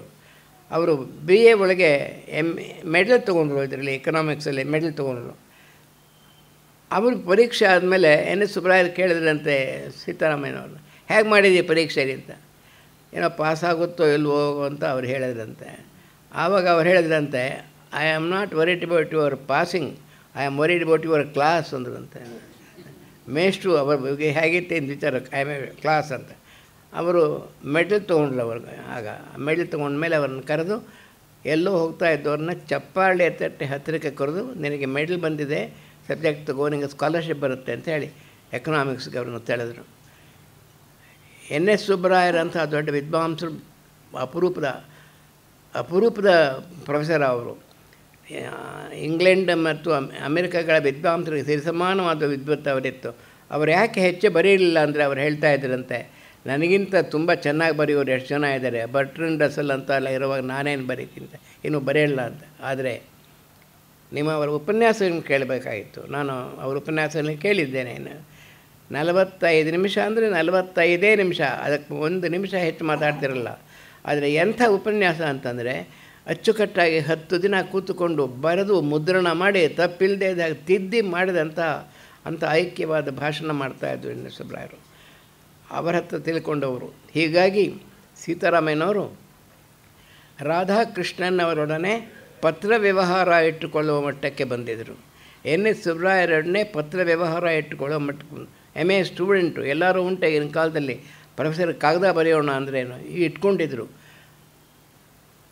MA ಪಾಸ್ ಮಾಡಿದ್ಮೇಲೆ ಅವರು ಕೆಲಸ ಇರಲಿಲ್ಲ, ಎಲ್ಲೂ ಕೆಲಸ ಇರಲಿಲ್ಲ. ಆಗ ಅವರು BL ಮಾಡೋಣ ಮಾಡ್ಕೊಂಡು ಇನ್ನೊಂದು LLB ಮಾಡ್ಕೊಂಡು ಬರ್ಬೋದು ಅಂತ ಬೊಂಬಾಯಿಗೆ ಹೋದರು. ಅಲ್ಲಿ ಅವರಿಗೆ ಈ ಎಕನಾಮಿಕ್ಸ್ ಡಿಗ್ರಿ ಇದ್ದದ್ರಿಂದ ಅವರಿಗೆ 100 ರೂಪಾಯಿನ ಒಂದು ಸಂಬಳ ಸಿಕ್ತು. ಒಂದು ಕರೆನ್ಸಿ ಆಫೀಸಲ್ಲಿ ಅವರಿಗೆ ಸಿಕ್ತು. ಅವರು ಅಲ್ಲೇ ಇದ್ದಿದ್ದರೆ ಬಹುಶಃ ರಿಸರ್ವ್ ಬ್ಯಾಂಕಿಗೆ ಗವರ್ನರ್ ಆಗ್ತಾಯಿದ್ರು ಏನೋ. ಅವರ ಹಣೆ ಬರ ಅಲ್ಲಿದ್ದರೆ ಜನ ಅವರಿಗೆ ಹೊಟ್ಟೆ ಕಿಚ್ಚು ಬಂತು, ಹಾಕಿದ್ದೇನೆ ಇಷ್ಟು ಹುಡುಗ ಮೈಸೂರಿಂದ ಬಂದಿದ್ದಾನೆ, ಇನ್ನೂ ಮೀಸೆ ಬಂದಿಲ್ಲ ಅನ್ನೋ ಹಾಗೆ ಕಾಣುತ್ತೆ ಇಂಥ ಹುಡುಗ, ಇವಾಗಲೇ 100 ರೂಪಾಯಿ ಕೊಟ್ಟಿದ್ದಾರಲ್ಲ ಇವರಿಗೆ ಅಂತ ಅವರು ಹೊಟ್ಟೆ ಕಿಚ್ಚು ಬಂತಂತ. ಆದರೂ ಅವರು ಆ ಅಧಿಕಾರಿಗಳ ಪ್ರೀತಿಯನ್ನು ಸಂಪಾದನೆ ಮಾಡಿದ್ರು. ಅವರು ಆಶ್ಚರ್ಯಪಟ್ಟರಂತೆ ನೀವು ಬಂದಂತು. ಆದರೆ ಅವರ ಆರೋಗ್ಯ ಕೆಟ್ಟು ಹೋಗ್ಬಿಟ್ಟು ಅಲ್ಲಿಲ್ಲದೆ ಇಲ್ಲಿಗೆ ಬರಬೇಕಾಗ್ಬಂತು. ಆ ಕೆಲಸ ಬಿಟ್ಟು ಪಾಪ ಮೈಸೂರಿಗೆ ಬಂದು ಶಾರದಾ ವಿಲಾಸ್ ಹೈಸ್ಕೂಲಲ್ಲಿ ಮೇಷ್ಟ್ರಾದರೂ ಕೆಲಸನೇ ಅಂತ. ಎಂಥ ತಿಳುವಳಿಕೆ, ಎಷ್ಟು ತಿಳುವಳಿಕೆ ಪಡೆದು ಏನೇನು ಮಾಡ್ಬೋದು ಅಂಥವರು ಹೈಸ್ಕೂಲ್ ಮೇಷ್ಟ್ರಾಗಬೇಕಾಗಿ ಬಂತವರು. ಅವರ ಜೀವನ ಅಲ್ಲಿ ಒಂದು 7-8 ವರ್ಷ ಅಲ್ಲಿ ಹೈಸ್ಕೂಲಲ್ಲಿ ಶಾರದಾ ವಿಲಾಸ್ ಹೈಸ್ಕೂಲಲ್ಲಿ ಮೇಷ್ಟ್ರಾಗಿದ್ದರಂತೆ. ಶಾರದಾ ವಿಲಾಸ್ ಹೈಸ್ಕೂಲ್ ತುಂಬ ಒಳ್ಳೆಯ ಸ್ಕೂಲು, ತುಂಬ ಒಳ್ಳೆಯ ಅಧ್ಯಾಪಕರು ಇದ್ದರು, ಒಳ್ಳೆಯ ವಿದ್ಯಾರ್ಥಿಗಳಿದ್ದರು, ಹೆಸರು ಮಾಡಿದೆ ಶಾಲೆ ಏನೋ ನಿಜ. ಆದರೆ ಇಷ್ಟೊಂದು ತಿಳುವಳಿಕೆ ಪಡೆದವನಿಗೆ ಒಂದು ಒಳ್ಳೆಯ ಕೆಲಸ ಸಿಕ್ಕದೆ ಹೋದರೆ ಏನಾಗುತ್ತೆ ಅಂತ ನೋಡಿ ಯೋಚನೆ ಮಾಡಿ. ಆದರೆ ದೇವದಸೆಯಿಂದ ಅವ್ರಿಗೇನಾಯಿತು ಅಂದರೆ ಅಲ್ಲಿ ಒಂದು 6-7 ವರ್ಷ ಮಾಡಿದ್ಮೇಲೆ ಮೈಸೂರಿನ ವಿಶ್ವವಿದ್ಯಾನಿಲಯದಲ್ಲಿ ಇದಕ್ಕೆ ಒಂದು ಕಾರ್ಯಕ್ರಮವನ್ನು ಸ್ವೀಕಾರ ಮಾಡಿದ್ರು. ಹುಡುಗರಿಗೆ ಪಾಠ ಹೇಳಬೇಕಾದ್ರೆ ದೊಡ್ಡ ದೊಡ್ಡ ಸಂಸ್ಕೃತ ಸಾಹಿತ್ಯ ಗ್ರಂಥಗಳು, ದೊಡ್ಡ ಗ್ರಂಥಗಳು ನೀಡೋಕ್ಕಾಗೋಲ್ಲ. ಒಳ್ಳೆಯ ಗ್ರಂಥಗಳು ಬೇಕಾದಷ್ಟಿವೆ ಕನ್ನಡದಲ್ಲಿ. ಆ ಗ್ರಂಥಗಳನ್ನೆಲ್ಲ ಸಂಗ್ರಹವಾಗಿ ಮಾಡೋಣ. ಸಂಗ್ರಹ ಮಾಡೋದನ್ನು ಹುಡುಗರಿಗೆ ಪಠ್ಯಪುಸ್ತಕವಾಗಿ ಇಟ್ಟರೆ ಪೂರ್ತಿ ಒಂದು ಶಬ್ದ ಕಾವ್ಯವನ್ನು ಓದಾಗುತ್ತೆ ಅಂಥೇಳಿ ಒಂದು ಹೊಸ ಪದ್ಧತಿಯನ್ನು ಶುರು ಮಾಡಿದ್ರು BM ಶ್ರೀಕಂಠಯ್ಯವರ ನೇತೃತ್ವದಲ್ಲಿ. ಆ ಜಾಗಕ್ಕೆ ಯಾರು ಕೆಲಸ ಮಾಡೋರು ಬೇಕಾಯಿತು. ಆವಾಗ BM ಶ್ರೀಕಂಠಯ್ಯನವರ ಕಣ್ಣಿಗೆ V ಸೀತಾರಾಮಯ್ಯನವರು ಬಿದ್ದರು. ಅವ್ರನ್ನ ಅಲ್ಲಿಗೆ ಸೇರಿಸ್ಕೊಂಡ್ಮೇಲೆ ಅವರು ವಿಶ್ವವಿದ್ಯಾನಿಲಯ ಕೆಲಸ ಮಾಡಿದ್ರು. ಈ ಊರಿನ ಬೆಂಗಳೂರು ಇಂಟರ್ಮೀಡಿಯೇಟ್ ಕಾಲೇಜಲ್ಲಿ ಬೇಕಾದಷ್ಟು ಜನ ಅಧ್ಯಾಪಕರಾಗಿದ್ದರು. ಹೀಗೆ ಕನ್ನಡ MA ಪಾಸ್ ಮಾಡದೆ ಕನ್ನಡ ಅಧ್ಯಾಪಕರಾದವರು ಇವರು. ಆದರೆ ಅವರು ಪಂಪನ ಮೇಲೆ ಇಂಗ್ಲೀಷಲ್ಲಿ ದೊಡ್ಡ ಗ್ರಂಥ ಬರೆದಿದ್ದಾರೆ, ಕನ್ನಡದಲ್ಲೇ ಬರೆದಿದ್ದಾರೆ. ಪಂಪನನ್ನು ಅರ್ಥ ಮಾಡಿಕೊಂಡು ಪಾಠ ಮಾಡದೆ ಮಾಡೋಕ್ಕಾಗೋಲ್ಲ ಅನ್ನೋದು ಅವರು ಸ್ವತಃ ಅಭ್ಯಾಸ ಮಾಡಿ ಹಳಕನ್ನಡನ ತುಂಬ ಚೆನ್ನಾಗಿ ಓದ್ಕೊಂಡು ಅದರ ಬಗ್ಗೆ ಪಂಪನ ಮೇಲೆ ಬರೆಯುವ ಧೈರ್ಯ ಮಾಡಿ ಅಷ್ಟು ಕಟ್ಟು ಮಾಡಿದರೆ. ಆಮೇಲೆ ಹೇಳ್ತಾಯಿದ್ರು ಪಂಪನ ಬಗ್ಗೆ ಸಾರೋದ್ಧಾರವೇ ಪದ್ಯಗಳನ್ನು ಬಾಯಲ್ಲಿ ಹೇಳ್ತಾಯಿದ್ರು. ಅವರು ಉಪನ್ಯಾಸಗಳನ್ನು ಕೇಳಿದ್ರು ಹಾಗೆ ಇರ್ತಾಯಿತ್ತು. ಹಾಗೆ ಅಭ್ಯಾಸ ಮಾಡಿ ಮುಂದೆ ಬಂದರು. ಅವರು ಅಧ್ಯಾಪನ ಆದಮೇಲೆ ವಿಚಾರ ಆಮೇಲೆ ಮಾತಾಡೋಣ. ವಿದ್ಯಾರ್ಥಿಯಾಗಿದ್ದಾಗ ಅವರ ರೀತಿ ನೀತಿ ಹೇಗಿತ್ತು ಎಂಬುದನ್ನು ತಿಳ್ಕೊಳ್ಳೋದಕ್ಕೆ ಸ್ವಲ್ಪ ಒಂದು ಒಳ್ಳೆಯ 2 ಸನ್ನಿವೇಶಗಳು ಬರುತ್ತವೆ.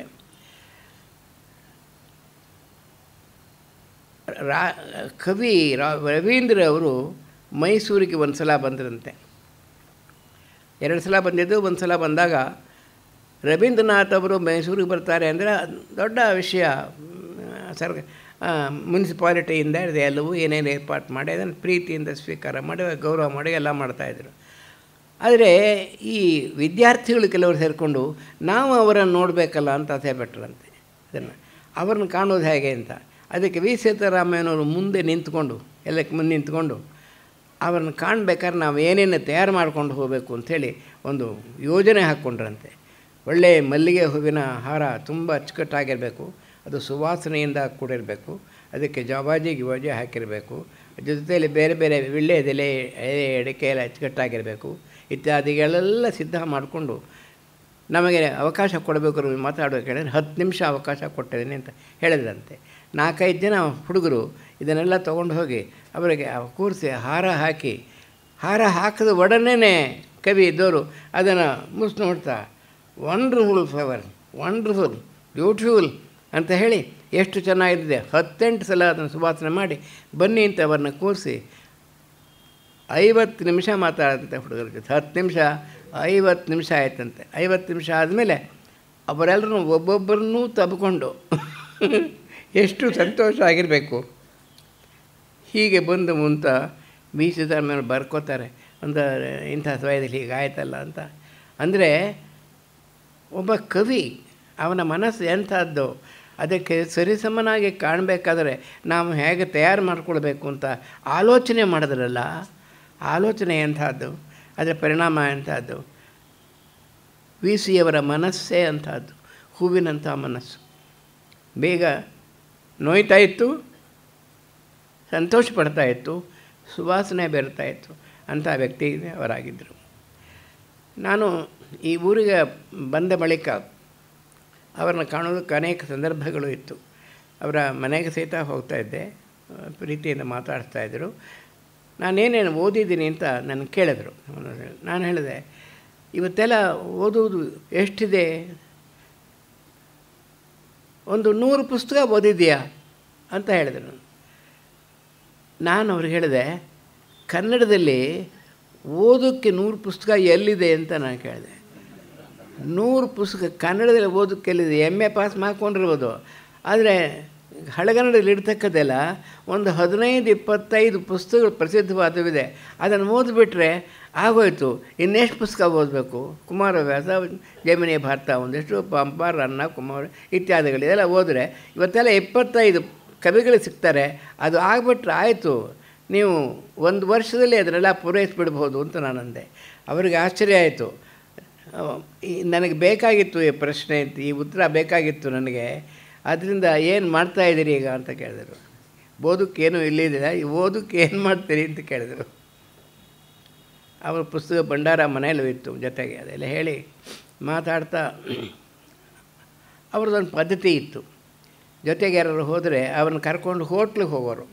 ಹೋಟ್ಲಿಗೆ ಹೋಗಿ ಅಲ್ಲಿಂದ ಅವ್ರ ಕೈಯಲ್ಲಿ ದುಡ್ಡು ಕೊಡಿಸ್ತಾ ಇರಲಿಲ್ಲ, ತಾವೇ ದುಡ್ಡು ಕೊಡಬೇಕು. ಅವರು ಕರ್ಕೊಂಡು ಹೋಗಿ ಲಾಲ್ಬಾಗ್ ಕಡೆ ಹೋದಾಗ ಮಾತಾಡ್ತಾ,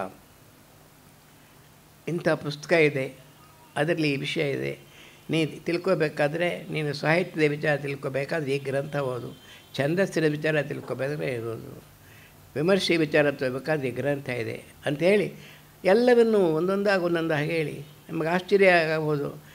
ಬಾಕಿಯವ್ರಿಗೆ ಯಾರೂ ಓದಿಲ್ಲದೆ ಇರ್ತಕ್ಕ ಪುಸ್ತಕಗಳಿರುತ್ತೆ ವೆಂಕಟಸುಬ್ಬಯ್ಯ, ಅಂಥ ಪುಸ್ತಕಗಳನ್ನು ನೀವು ಓದಬೇಕು. ಯಾರು ಹೇಳ್ಕೊಡ್ತಾರೆ ಅದನ್ನು? ಅಂಥ ಪುಸ್ತಕಗಳು ಓದಬೇಕು ಅಂತ ಹೇಳೋರು. ಲ್ಯೂಗಿ ಪಿರಾಂಡಲ್ ಅಂತ ಒಬ್ಬ 1930 ನೊಬೆಲ್ ಲಾರಿಯೆಟ್ ಅವನು, ಲ್ಯೂಗಿ ಪಿರಾಂಡಲು ಅಂತ. ಒಳ್ಳೆಯ ಫಾಂಟೆಮಾರ ಅಂತ ಒಂದು ಕಾದಂಬರಿ ಬರೆದಿದ್ದಾನೆ, ಒಳ್ಳೆಯ ನಾಟಕಗಳನ್ನು ಬರೆದಿದ್ದಾನೆ. 6 characters in search of author ಅಂತ ಒಂದು ಪುಸ್ತಕ ಇದೆ. ತುಂಬ ಸೊಗಸಾದ ನಾಟಕಕಾರ. ಅವರು ಆ ನೊಬೆಲ್ ಲಾರಿಯೆಟ್ನ ಎಲ್ಲ ಓದ್ಕೊಂಡಿದ್ದು ಆ ಪುಸ್ತಕಗಳನ್ನ ಎಲ್ಲಿ ಸಿಕ್ಕುತ್ತೆ ಅಂತ ಹೇಳಿ ತರಿಸಿ ಇಂಟರ್ಮೀಡಿಯೇಟ್ ಲೈಬ್ರರಿ ಇದೆ ಬೆಂಗಳೂರಲ್ಲಿ, ಇಂಟರ್ಮೀಡಿಯೇಟ್ ಕಾಲೇಜ್ ಲೈಬ್ರರಿ ಒಂದರಲ್ಲೇ ಇತ್ತು ಆ ಪುಸ್ತಕ, ಇನ್ನೆಲ್ಲೂ ಇರಲಿಲ್ಲ. ಅವರು ಹೇಳಿದರು ಇನ್ನೆಲ್ಲೂ ಸಿಕ್ಕುವುದಿಲ್ಲ, ಆ ಪುಸ್ತಕ ಓದು ನೀನು, ಫಾಂಟಮರ ಇದೆ, ಅದನ್ನು ಮೊದಲು ಓದಿಬಿಟ್ಟು ನಾಟಕ ಓದು ಅಂತಂದರು. ಫಾಂಟಮರನ ಓದಿದ ಮೇಲೆ ಪಾಶ್ಚಾತ್ಯರ ಕಾದಂಬರಿಗಳನ್ನ ನಿಂತ ಹುಡುಕಿ ಓದಬೇಕು ಅಂತ ಆಸೆ ಆಗೋ ಹಾಗಾಯಿತು ನನಗೆ. ಬಹುಶಃ ಫಾಂಟಮರ ಓದಿದ ಮೇಲೆ ಸುಮಾರು 100 ಕಾದಂಬರಿಗಳನ್ನು ನಾನು ಓದಿದ್ದೀನಿ ವಿ ಸೀತಾರಾಮಯ್ಯನವರ ನಿರ್ದೇಶನದ ಪ್ರಕಾರನೇ. ಅಂಥ ನಿಮಗೆ ಓದಬೇಕು ಅನ್ನೋ ಉತ್ಸಾಹ ಉಂಟು ಮಾಡ್ತಕ್ಕದನ್ನು ಅವರು ಮಾಡಿಕೊಟ್ರು ನನಗೆ ಅದನ್ನು ಕಂಡ ಹಾಗೆ. ಆಮೇಲೆ ಆ ನಾಟಕಗಳನ್ನು ಓದಿ, ನಾಟಕಗಳೆಲ್ಲ ಆಮೇಲೆ ತುಂಬ ಪ್ರಸಿದ್ಧವಾದವು. ಅಥವಾ ಅದು ಕಥೆ ಬೇರೆ. ಅದೇ ಓದ್ಕೊಂಡ್ರೆ ಏನಾಯಿತು ಅಂದರೆ, ಕನ್ನಡದಲ್ಲಿ ಏನಿಲ್ವೋ ಅದನ್ನು ಓದಿಕೊಂಡು ತರುವ ಶಕ್ತಿ ಬರುತ್ತೆ ನಿಮಗೆ ಅನ್ನೋದನ್ನು ಕಲಿಸ್ಕೊಟ್ರು ಅವರು. ನಾನು MA ಕ್ಲಾಸಲ್ಲಿ ಓದ್ತಾ ಇರೋ ತನಕ ನಾನು ಈ ಮಾತು ಯಾರೂ ಹೇಳಿರಲಿಲ್ಲ. ಆದರೆ ಇವರು ಬೆಂಗಳೂರಿನಲ್ಲಿ ಬರ್ತಾ ಇದ್ದಾಗ ಇವರು ನನಗೆ ಪಾಠ ಮಾಡದೇ ಇದ್ದವರು, ಯಾವುದು ಸಿಕ್ಕುವುದಿಲ್ವೋ ನಮ್ಮಲ್ಲಿ ಅದನ್ನು ತಂದು ಹಾಕಬೇಕಪ್ಪ, ಅದನ್ನು ಹೀಗೆ ಮಾಡಬೇಕು ಅಂಥೇಳಿ ಇವುಗಳನ್ನ ಒಂದೊಂದಾಗಿ ಅವರು ಯಾವ್ಯಾವ ಪುಸ್ತಕಗಳು ಹೇಳಿದ್ರು ಅವಷ್ಟೂ. ಮೊಬಿ ಡಿಕ್ ಅಂತ ಒಂದು ಒಳ್ಳೆ ಕಾದಂಬರಿ, ಅದನ್ನು ಅವರು ಅನುವಾದ ಮಾಡಿದ್ದಾರೆ. ಅದನ್ನು ಅನುವಾದ ಮಾಡೋಕ್ಕೆ ಮುಂಚೆ ಪೂರ್ತಿ ಓದು ಇದನ್ನು ಅಂತ ಹೇಳಿದರು. ಹೀಗೆ ಚಿಕ್ಕವರನ್ನು ಬೆಳೆಸಿದ ವ್ಯಕ್ತಿ ಬಹುಶಃ ನನಗೆ ಬೇರೆ ಎಲ್ಲೂ ಕಾಣಲಿಲ್ಲ ಅಂತ ಪ್ರೀತಿಯ ವ್ಯಕ್ತಿ. ನಾನು ಕೆಲವು ದಿನಗಳ ಕಾಲ ಸಾಹಿತ್ಯ ಪರಿಷತ್ತಿನ ಕಾರ್ಯದರ್ಶಿಯಾಗಿದ್ದೆ. ಎನ್ ಮೂರ್ತರಾಯರು ಆವಾಗ ಅವರು ಅಧ್ಯಕ್ಷರಾಗಿದ್ದರು. ಆವಾಗ ರಷ್ಯಾ ದೇಶದಿಂದ ಒಂದು ಕಲ್ಚರಲ್ ಡೆಲಿಗೇಷನ್ ಅಂತ ಇಂಡಿಯಾ ದೇಶಕ್ಕೆ ಬಂತು. ಅದನ್ನು ಬೆಂಗಳೂರಿಗೆ ಸರ್ಕಾರದವರು ಆಹ್ವಾನ ಕೊಟ್ಟರು. ನಾನು ಪರಿಷತ್ತಿಗೆ ಕಾರ್ಯದರ್ಶಿಯಾಗಿದ್ದೆ. ಈ ಅಪರೂಪ ಡೆಲಿಗೇಷನ್ ಹೊರಗಡೆಯಿಂದ ಬರೋದು, ನಮ್ಮ ಪರಿಷತ್ತಿಗೆ ಕರೆದು ಅವರಿಗೆ ಒಂದು ಪಾರ್ಟಿ ಕೊಡ್ತೀವಲ್ಲ, ಹಾಗೆ ಕೊಡಬಾರ್ದು ಅಂಥೇಳಿ ಸೀತಾರಾಮಯ್ಯ ಇವರಿಗೆ ಏನು ಮೂರ್ತರಾಯರಿಗೆ ಹೇಳಿದೆ. ಹೇಗೆ ದುಡ್ಡು ಎಲ್ಲಿದೆಯಪ್ಪ ಅಂತಂದರು ಅವರು. ಏನಾದರೂ ಮಾಡಿ ಹುಡುಕಬೇಕು ಸರ್, ಇದಕ್ಕೆ ಇಂಥ ಅಪರೂಪ ಆಗುತ್ತೆ ಇದು ಅಂತ ಹುಡುಕಬೇಕು ಅಂತ ಹೇಳಿದ್ರೆ, ಆಮೇಲೆ ಹಾಗೆ ಮಾಡಿ ನೋಡೋಣ ಅಂತ ಹೇಳಿದ್ರೆ ಬಿಟ್ಬಿಟ್ರು. ನಾನೆಲ್ಲ ಏರ್ಪಾಟ್ ಮಾಡಿದೆ. ಆವಾಗ ಊರಿನಲ್ಲಿರೋಕ್ಕಾಗಲಿಲ್ಲ ಮೂರ್ತರಾಯರಿಗೆ. ಅವರು ವಿ ಸೀತಾರಾಮಯ್ಯನವರು ಕಳಿಸಿ, ನಾನು ಊರಕ್ಕೆ ಇರೋಕ್ಕಾಗೋಲ್ಲ, ವೆಂಕಟಸುಬ್ಬಯ್ಯ ಏರ್ಪಾಟ್ ಮಾಡಿದ್ದಾನೆ, ಆ ಡೆಲಿಗೇಷನ್ ಬರುತ್ತೆ, ಅವರನ್ನ ಸ್ವಾಗತಿಸಿ ಮಾತಾಡಿ ಅವರೊಡನೆ ಎಲ್ಲ ನಡೆಸ್ಕೊಳ್ತಕ್ಕದ್ದು ನಿಮ್ಮ ಕೆಲಸ ಅಂತ ವಿ ಸೀತಾರಾಮಯ್ಯನವ್ರಿಗೆ ಹೇಳಿದರು. ಅವರು ಹೊರಟೋದ ಮೇಲೆ ಆ ಡೆಲಿಗೇಷನ್ 12 ಜನ ಅವರು ಬಂದಿದ್ದರು. ತುಂಬ ಜನ, ಮಾಸ್ತಿ ವೆಂಕಟೇಶ್ ಅಂಗಾರು, ವಿ.ಕೆ. ಗೋಕಾಕರು ಎಲ್ಲರೂ ಇದ್ದರು. ಅವರೆಲ್ಲ ಬಂದರು ಸಭೆಗೆ. ವಿ ಸೀತಾರಾಮಯ್ಯನವರು ಅವತ್ತು ಸ್ವಾಗತ ಭಾಷಣ ಮಾಡಿದ್ರು. ಸ್ವಾಗತ ಭಾಷಣವನ್ನು ಎಲ್ಲ ರಷ್ಯಾ ದೇಶದ ವಿವರಗಳನ್ನೆಲ್ಲ ಕೊಟ್ಟು, ಭಾರತದ ವಿಷಯವನ್ನು ಕೊಟ್ಟು ಒಂದು ಮಾತು ಹೇಳಿದರು. ಎಲ್ಲ ಸರಿಯೇ, yours is a very huge country, but in point of patriotism we stand second to none ಅಂತಂದು ಹೇಳಿದರೆ ಚಪ್ಪಾಳೆ ಹೊಡೆದ್ರು. ಬಂದವರು ಹೀಗೆ ಹೇಳಿದಾಗ ಅಲ್ಲಿ ಚಪ್ಪಾಳೆ ಹೊಡೆದು, ಈ ಮಾತು ಆಡಬೇಕಾದ್ರೆ ಧೈರ್ಯ ಬೇಕು, ಅದನ್ನು ಹಾಗೆ ಅದರಲ್ಲದೆ ಆತ್ಮಶಕ್ತಿ ಬೇಕು, ನಾವು ಎಂಥ ಅಂತ ಹೀಗೆ ಮಾತಾಡಿದ್ರು. ಅದೆಲ್ಲ ಆದಮೇಲೆ ಆನಾ ಕೃಷ್ಣರಾವ್ ನನ್ನ ಹತ್ರಕ್ಕೆ ಬಂದು, ವೆಂಕಟಸುಬ್ಬಯ್ಯ, ಪರಿಷತ್ತು ಅಂದರೆ ಈ ಕೆಲಸ ಮಾಡಬೇಕು, ಇಂಥ ಇಂಥ ಪಾರ್ಟಿ ಇದೆಯಲ್ಲ, ಇಂಥದ್ದು ಕೊಡಬೇಕು, ಇಂಥವ್ರ ಕೈಯಲ್ಲಿ ಮಾತಾಡಿಸ್ಬೇಕು, ಆವಾಗಲೇ ಪರಿಷತ್ತು ಒಂದು ಕೀರ್ತಿ ಬರೋದು. ಸುಮ್ಮನೆ ಏನೋ ನಿಮ್ಮ ಕೆಲಸ ಮಾಡ್ಕೊಂಡು ಆಡೋದಲ್ಲ, ಇದನ್ನು ಮಾಡಬೇಕು ಅಂತ ಆನಾ ಕೃಷ್ಣರಾವ್ ಗಟ್ಟಿಯಾಗಿ ಎಲ್ಲರ ಎದುರಿಗೆ ಮೆಚ್ಚುಗೆ ಮಾತಾಡಿದ್ರು. ಅದನ್ನು ವಿ ಸೀತಾರಾಮಯ್ಯನವರ ಕೆಲಸ ಮಾಡಿಕೊಟ್ರು ನನಗೆ. ಇದೆಲ್ಲ ನನಗೆ ಒಂದೊಂದು ಸನ್ನಿವೇಶದಲ್ಲಿಯೂ ಕಂಡು ಬರುತ್ತೆ. ಕೆಲವು ಸಂದರ್ಭದಲ್ಲಿ ನೋವಿನ ಮಾತುಗಳು ಆಗೋದುಂಟು. ಒಮ್ಮೆ ಏನಾಯಿತು ಅಂತಂದರೆ, ಕನ್ನಡ ಸಾಹಿತ್ಯ ಪರಿಷತ್ತಿಗೆ ಪರೀಕ್ಷೆಗಳು ಅಂತ ಕೆಲವೇ. ಆ ಪರೀಕ್ಷೆಗಳಿಗೆ ಪಠ್ಯಪುಸ್ತಕಗಳನ್ನ ಗೊತ್ತು ಮಾಡ್ತಾರೆ. ಆ ಪಠ್ಯಪುಸ್ತಕ ಗೊತ್ತು ಮಾಡಬೇಕಾದ್ದು ಅಂಥದ್ರಲ್ಲಿ ಒಂದು BH ಶ್ರೀಧರ ಅಂತ ಒಬ್ಬರು ಉಡುಪಿಯ ಕಡೆ ಒಳ್ಳೆಯ ವಿದ್ವಾಂಸ, ಸಂಸ್ಕೃತದಲ್ಲಿ ಒಳ್ಳೆಯ ವಿದ್ವಾಂಸ, ಅವರದ್ದು ಯಾವುದೋ ಒಂದು ಪುಸ್ತಕ ಬರೆದಿದ್ದಾರೆ. ಅದು ತುಂಬ ಕಠಿಣವಾಗಿರ್ತಕ್ಕ ಪುಸ್ತಕ. ಅದನ್ನು ಜಾಣ ಪರೀಕ್ಷೆಗೆ ಪಠ್ಯಪುಸ್ತಕವಾಗಿ ಇಡಬೇಕು ಅಂತ ಅವರ ಆಸೆ. ಅವರು ನನಗೆ ಅದನ್ನು ಕಳಿಸಿದ್ರು. ನಾನು ಅದನ್ನು ಹೇಳಿದೆ, ಅದು ನಿಜ ಇಡ್ಬೋದು, ಆದರೆ ಕಮಿಟಿಯಲ್ಲಿ ವಿ ಸೀತಾರಾಮಯ್ಯನವರು ಬರೆದಿದ್ದಾರೆ, ಇನ್ನೂ ಬರೆದಿದ್ದಾರೆ, ಅದನ್ನು ದಯವಿಟ್ಟು ಅವ್ರಿಗೂ ಒಂದು ಪತ್ರ ಬರೀರಿ ಅಂತ ನಾನು BH ಶ್ರೀಧರಿಗೆ ಹೇಳಿದೆ. ಅವರೇನು ಮಾಡಿದ್ರು ಅಂದರೆ, ಒಂದು ಪತ್ರ ಬರೆದು ವಿ ಸೀತಾರಾಮಯ್ಯನವ್ರಿಗೆ, ವೆಂಕಟಸುಬ್ಬಯ್ಯನವರು ಪತ್ರ ಬರೆದಿದ್ದಾರೆ, ನನ್ನ ಪುಸ್ತಕವನ್ನು ಪಠ್ಯಪುಸ್ತಕವನ್ನು ಇಡೋಣ ಅನ್ನೋದಕ್ಕೆ ತಾವು ಅಡ್ಡಿಯಾಗಿದ್ದೀರಂತೆ, ದಯವಿಟ್ಟು ಏನಾದರೂ ಮಾಡಿ ಒಂದು ಒಳ್ಳೆಯ ಮಾತನ್ನು ಹೇಳಿ ಆ ಪುಸ್ತಕ ಇಡಿಸಬೇಕು ಅಂತ ಅವರಿಗೆ ಪತ್ರ ಬರೆದರು. ವಿ ಸೀತಾರಾಮಯ್ಯನವರು ಬೆಳಗ್ಗೆ ಎದ್ದು ಅದನ್ನು ಆ ಕಾಗದದ ಮೇಲ್ಗಡೆ, ಅವರು ಬರೆದ ಕಾಗದ ಮೇಲ್ಗಡೆ ವೆಂಕಟಸುಬ್ಬಯ್ಯ ಐ ಆಮ್ ಇನ್ನೋಸೆಂಟ್ ಅಂತ ಬರೆದು ಆ ಪುಸ್ತಕ ಲೆಟ್ರ್ ನನಗೆ ಕಳಿಸಿದ್ರು. ನಾನು ಅದನ್ನು ತೊಗೊಂಡು ಅವರ ಮನೆಗೆ ಹೋಗಿ, ನೋಡಿ ಸರ್, ಅವರು ಬರೆದಿರೋ ಕಾಗದ ನನಗೆ ಹೀಗಿದೆ, ನಾನು ಬರೆದಿರೋ ಕಾಗದ ಹೇಗಿದೆ, ಇದು ಕಾಪಿ ಎಲ್ಲೋ ದಯವಿಟ್ಟು ನೋಡಿ ಅಂತಿದ್ದೆ. ಓ, ಹಾಗಾದ್ರೆ ಯು ಆರ್ ಆಲ್ಸೋ ಇನ್ನೋಸೆಂಟ್. ಹೀಗಾಗಿ ನನಗೂ ಕೂಡ ಮನಸ್ಸಿಗೆ ಸಮಾಧಾನ ಬರೋ ಹಾಗೆ ಮಾಡಿಬಿಟ್ರು ಅಂತೇಳಿ. ಅವರ ಮನಸ್ಸಿಗೆ ನೋವಾದ ಸಂದರ್ಭಗಳು ಕೆಲವುಂಟು, ಸಂತೋಷ ಆದ ಸಂದರ್ಭ ಕೆಲವುಂಟು. 80ನೇ ವರ್ಷ ಅವರಿಗೆ ಆವಾಗ ಇಲ್ಲಿ ಡಾಕ್ಟರ್ ವಿಜಯ ಅಂತ ಒಬ್ಬರಿದ್ದಾರೆ ಜರ್ನಲಿಸ್ಟು, ಅವರು ನಮ್ಮ ಮನೆಗೆ ಬಂದು, ವೆಂಕಟಸುಬ್ಬಯ್ಯನವರೇ ಇವತ್ತು 80ನೇ ವರ್ಷ ಸೀತಾರಾಮಯ್ಯನವರಿಗೆ, ನಾವು ಒಂದು 4-5 ಜನ ಹೋಗಿ ಅವ್ರ ಮನೆಗೆ ಅವ್ರಿಗೆ ಕಂಗ್ರ್ಯಾಚುಲೇಷನ್ಸ್ ಹೇಳಿ ಏನಾರು ಒಂದು ಉಡುಗೊರೆ ಕೊಟ್ಟು ಬರೋಣ ಅಂದರು. ಒಳ್ಳೆ ಕೆಲಸ ಮಾಡೋಣ ಅಂತ ಹೇಳಿದೆ. ವಿ ಸೀತಾರಾಮಯ್ಯನವರು ಅವರು 1703 ಮಲ್ ಅಂತ ಒಂದು ಮಲ್ಲಿತ್ತು, ಅದು 1703 ಮಲ್ ಅಂತಲೇ ಹೆಸರು ಅದಕ್ಕೆ. ಅಷ್ಟು ತೆಳ್ಳಗಿರ್ತಕ್ಕ ಬಟ್ಟೆ ಇರೋಲ್ಲ. ವಿ ಸೀತಾರಾಮನ್ ಅದನ್ನೇ ಉಡ್ತಿತ್ತು, ಬೇರೆ ಉಡ್ತಾ ಇರಲಿಲ್ಲ. ಅಚ್ಚುಕಟ್ಟಾದ ವೇಷ ಹಾಕ್ತಾಯಿದ್ರು. ಅದನ್ನು ತೊಗೋಬೇಕು ಅಂತ ತೊಗೊಂಡು ನಾವು ಎಲ್ಲರೂ ಹೋಗಿ ಅವ್ರ ಮನೆಗೆ ಅವತ್ತು ಕೊಟ್ಟು, ನಾವು 6-7 ಜನ ಹೋಗಿದ್ದು. ಅದನ್ನು ಕೊಟ್ಟರು ಸಂತೋಷದಿಂದ ಕೊಟ್ಬಿಟ್ಟು ಅವರು ಬಂದು ಹೇಳಿದರು, why is this high power committee here? High power ಕಮಿಟಿಯಿಂದ ಬಂದದ್ದು. ಕರೆದು ತುಂಬ ಪ್ರೀತಿಯಿಂದ ಮಾತಾಡಿ ಒಂದು ಗಂಟೆ ಇತ್ತು ಮಾತಾಡಿ, ಆದರೆ ನೀವೆಲ್ಲ ಹೀಗೆ ನಮ್ಮಂಥವ್ರಿಗೆ ನೀವು ಹೀಗೆ ಉಡುಗೊರೆ ಕೊಡ್ತಾ ಹೋದರೆ ಆಮೇಲೆ ಏನು ಮಾಡ್ತೀರಿ ನೀವು ಅಂದರೆ, ನಿಮ್ಮಂಥವ್ರು 2 ಜನ ಇದ್ದಾರೆ ಸರ್, ಇರೋರು ಒಬ್ಬರೇ, ಇನ್ನೇನು ಮಾಡೋಕ್ಕೆ, ಎಷ್ಟು ಮಾಡೋಕ್ಕಾಗುತ್ತೆ ಇದನ್ನು ಅಂತ. ಅವರು ತುಂಬ ಸಂತೋಷದಿಂದ ಹೇಳಿ ಆ ಬಟ್ಟೆನ ಮಲ್ ಅದನ್ನು ಹೇಗೆ ನೋಡಿ ಸಂತೋಷಪಟ್ಟದಲ್ಲಿ.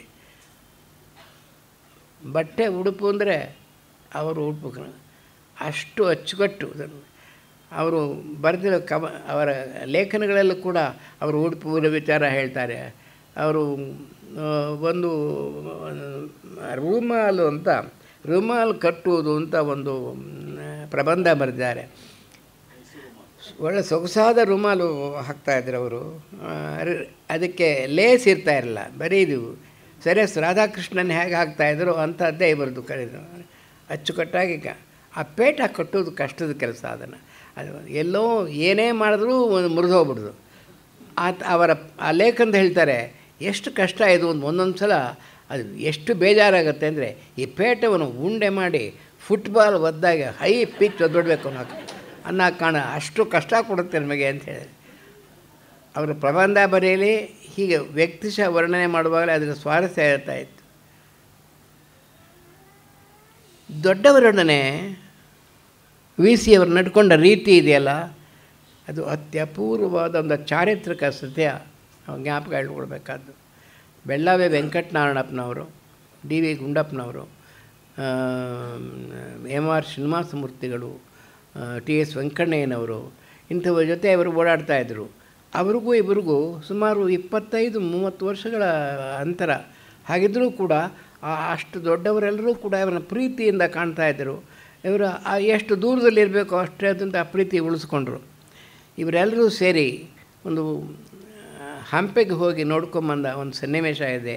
ಅದನ್ನು ಪಂಪಾ ಯಾತ್ರೆ ಅಂತ ಬಿ ಸಿ ಸೀತಾರಾಮ ಬರೆದಂತಹ ಮೊದಲನೆಯ ಸೊಗಸಾದ ಪ್ರಬಂಧ, ಅದು ಅಚ್ಚುಕಟ್ಟಾದ ಪ್ರಬಂಧ. ಆ ಒಂದು ಪ್ರಬಂಧದಲ್ಲಿ ಎಷ್ಟು ಹಾಸ್ಯ ತುಂಬಿದ್ದಾರೆ ಅಂದರೆ, ಆ ಮೊದಲಿಂದ ಕೊನೆವರೆಗೆ ಅಚ್ಚುಕಟ್ಟಾದ ಒಂದು ಹಾಸ್ಯ. ಬರೆದ ಮೇಲೆ 3 ವರ್ಷ ಹಾಗೆ ಇಟ್ಟಿದ್ದರು. 25ರಲ್ಲಿ ಬರೆದು 28ರಲ್ಲಿ ಪ್ರಕಟ ಆಯಿತು. ಅದನ್ನು ತಿದ್ದಿ ಏನು ಮಾಡಬೇಕು ಅದನ್ನು ಅತಿ ಶ್ರೇಷ್ಠವಾದಂಥ ಒಂದು ಮೊದಲನೆಯ ಪ್ರವಾಸ ಕವನ ಹಾಗೆ ಆ ಗ್ರಂಥ ಬರೆದಿದ್ದಾರೆ. ಅವರು ಬರೆದದ್ದು ಎಷ್ಟು ಅಂತ ನಾನು ಹೇಳೋದಕ್ಕೆ ಕಷ್ಟ ಆಗುತ್ತೆ, ಯಾಕೆಂದರೆ ತುಂಬ ಬರೆದಿದ್ದಾರೆ. ನಮ್ಮ ಎಂ ಬಿ ಶ್ರೀನಿವಾಸಮೂರ್ತಿ ಎಲ್ಲಿದ್ದಾರಲ್ಲ, ಇವರೊಬ್ಬರವರಿಗೆ ಸಿಕ್ಕದೆ ಹೋಗಿದ್ದರೆ ಬಹುಶಃ ಅವರ ಬರೆದದ್ದೆಲ್ಲ ನಿಂತೋಗ್ತಿತ್ತು ಅನ್ನೋ ಹಾಗೆ ಕಾಣುತ್ತೆ. ಅವರು ಸೇರಿಸಿ ಅವರು ಬದುಕಿದ್ದಾಗ ಅವರ ಬರೆದದ್ದೆಲ್ಲ ಮುದ್ರಣ ಆಗಲೇ ಇಲ್ಲ. ನೋಡೋರಿಗೆ ವಿ ಸೀತಾರಾಮಯ್ಯನವರು ಏನೂ ಬರದೇ ಇಲ್ಲ ಅನ್ನೋ ಹಾಗಿರ್ತಾ ಇತ್ತು. ಎಲ್ಲ ಒಂದು ಕಡೆ ಹಣ ಪ್ರಪಂಚ ಅಂತೊಂದು, ಪಂಪ ಅಂತಂದೊಂದಿಷ್ಟು, ಒಂದು 7-8 ಕವನಗಳ ಸಂಗ್ರಹ ಆಗೋಯಿತು. ಆದರೆ ಇನ್ನೊಂದು ಯಾವುದೋ 1-2 ತತ್ವಶಾಸ್ತ್ರ ಪರಣ. ಆದರೆ ಅವರ ಬರೆಯೋದು ಎಷ್ಟಿದೆ ಅಂತಂದು ನಮ್ಮ ಎಂ ವಿ ಶ್ರೀನಿವಾಸಮೂರ್ತಿ ಕುತ್ಕೊಂಡು ವಿ ಸಿ ಸಂಪದ ಅಂತ ಮಾಡಿ 20 ವಾಲ್ಯೂಮ್ಗಳಾಗುವಷ್ಟು ಗ್ರಂಥ ಬರೆದಿದ್ದಾರೆ. 20 ವಾಲ್ಯೂಮ್ಗಳು. ಕನ್ನಡದಲ್ಲಿ ಇನ್ಯಾರೂ ಅಷ್ಟು ಗ್ರಂಥ ಬರೆದೇ ಇಲ್ಲ. ವಿ ಸೀತಾರಾಮಯ್ಯನಷ್ಟು ಬರೆದೆ ಅಂತ ಒಬ್ರಿಗೂ ಗೊತ್ತೇ ಇಲ್ಲ. ಅದು ಮುಚ್ಚೋಗಿತ್ತು. ಅದನ್ನು ನಮ್ಮ ವೆಂಕಟೇಶ ಮೂರ್ತಿಗಳು ಹೊರಕ್ಕೆ ತಂದು ಸತ್ಕಾರ್ಯ ಮಾಡಿದ್ದಾರೆ. ಅಂಥ ಒಳ್ಳೆಯ ಕೆಲಸವನ್ನು ನೋಡಿದರೆ ಈಗ ನೋಡಿದರೆ ಪಕ್ಕದಲ್ಲಿ ಎಷ್ಟು ಸೊಗಸಾಗಿದೆ ಅಂತ ಕಂಡು ಬರುತ್ತೆ. ಆ ಕೆಲಸ ಮಾಡೋದನ್ನು ಹೇಳೋಕ್ಕಾಗಲ್ಲ. ಆದರೆ ಅವರ ಬರೆದ ಕವನಗಳಿದೆಯಲ್ಲ, ಆ ಕವನಗಳು ನಮಗೆ ತುಂಬ ಪ್ರಿಯವಾದವು. ಅವರ ಕೈಲಿ ಅದನ್ನು ರಾಗವಾಗಿ ಆಗ್ತಾ ಇರಲಿಲ್ಲ. ನಮ್ಗೆ ಕೇಳೋಕ್ಕಾಗಲಿಲ್ಲ. ಒಂದು ಸಲ ಅದನ್ನು ಕೇಳ್ತಾಯಿದ್ರು. ಕವಿಗಳಿಗೆ ಕವನ ಬರೆಯಬಹುದು ಅನ್ನೋ ಶಕ್ತಿ ಇರುತ್ತೆ, ಆದರೆ ಓದಕ್ಕೆ ಬರೋದಿಲ್ಲ ಎಷ್ಟೋ ವೇಳೆ. ನಮ್ಮ ಕೆ ಎಸ್ ನರಸಿಂಹಸ್ವಾಮಿಯವರಿದ್ದರಲ್ಲ, ಅವರು ಕವನ ಬರೀತಾಯಿದ್ರು, ಕವನ ಓದಕ್ಕೆ ಬರ್ತಾ ಇರಲಿಲ್ಲ ಎಷ್ಟೋ ವೇಳೆ. ವಿ ಸೀತಾರಾಮಯ್ಯನ ಹತ್ರಕ್ಕೆ ಹೋದರೆ ವಿ ಸೀತಾರಾಮಯ್ಯನವರು ಅದನ್ನು ಕವನ ಹಾಗಲ್ಲ ಓದೋದು ಅಂಥೇಳಿ ಅದನ್ನು ಕವನ ಓದಿ ತೋರಿಸೋರಂತೆ ಅಚ್ಚುಕಟ್ಟಾಗಿ ಅಂತ. ಒಂದು ಸಲ ಆಯ್ತಂತೆ, ಮನೆಯಿಂದ ಮನೆಗೆ ಅಂತ ಒಂದು ಕವನ ಇವರದ್ದು ನರಸಿಂಹಸ್ವಾಮಿಯದು. ಆ ಕವನ ಅವರು ತೊಗೊಂಡೋಗಿ ಕೊಟ್ಟಿದ್ದಾರೆ. ಅವರು ಅದನ್ನು ಕೂರಿಸ್ಕೊಂಡು ಕವಿ ಎದುರಿಗೆ ಆ ಕವನ ಓದಂತೆ, ಮನೆಯಿಂದ ಮನೆಗೆ ಓದಂತೆ. ಓದ್ಮೇಲೆ ನರಸಿಂಹಸ್ವಾಮಿ ಹೇಳಿದಂತೆ, ಇಷ್ಟು ಚೆನ್ನಾಗಿದೆ ಈ ಕವನ ಅಂತ. ಹೀಗೆ ಆ ಪುಣ್ಯಾತ್ಮ ಕವನಗಳನ್ನ ಓದೋದ್ರಲ್ಲಿ ಅಷ್ಟು ಚೆನ್ನಾಗಿ ಕವನ ಓದೋದನ್ನು ನೆನಪಲ್ಲ ತಮ್ಮ ಅಂಥ ಎಲ್ಲ ಕವನಗಳನ್ನ ಓದ್ತಾ ಇದ್ದರೆ ನಮ್ಗೆ ಸಂತೋಷ ಆಗ್ತಾಯಿತ್ತು ಚಿತ್ರಕವನ ಓದಿದಾಗ. ಆದರೆ ತಮ್ಮ ಕವನವನ್ನು ಹಾಡೋದು ಮಾತ್ರ ಆಗಲವಲ್ಲ ಅಂತ ನಮ್ಮ ದುಃಖ ಇದ್ದೇ ಇದೆ. ನಾನು ಅವರದ್ದು 2 ಕವನಗಳನ್ನು ನಿಮಗೆ ಓದಿ ನನ್ನ ಮಾತನ್ನು ಪೂರೈಸಬೇಕು ಅಂತ ಯೋಚನೆ ಮಾಡಿದ್ದೀನಿ. ಯಾಕೆಂದರೆ ಬಾಕಿ ವಿವರಗಳಿಗೆ ಕಷ್ಟ ಆಗಿತ್ತು. 2 ಕವನಗಳು ನನ್ನ ಮನಸ್ಸಿಗೆ ತುಂಬ ಹಿಡಿಸಿದ್ದಕ್ಕದ್ದು. ಆಗಲೇ ಬಹುಶಃ ನಮ್ಮ ರಾಮಸ್ವಾಮಿಯವರು ಒಂದಕ್ಕೆ ರೆಫರೆನ್ಸ್ ಕೊಟ್ಟರು ಆಗಲೇ. ಇದರಲ್ಲಿ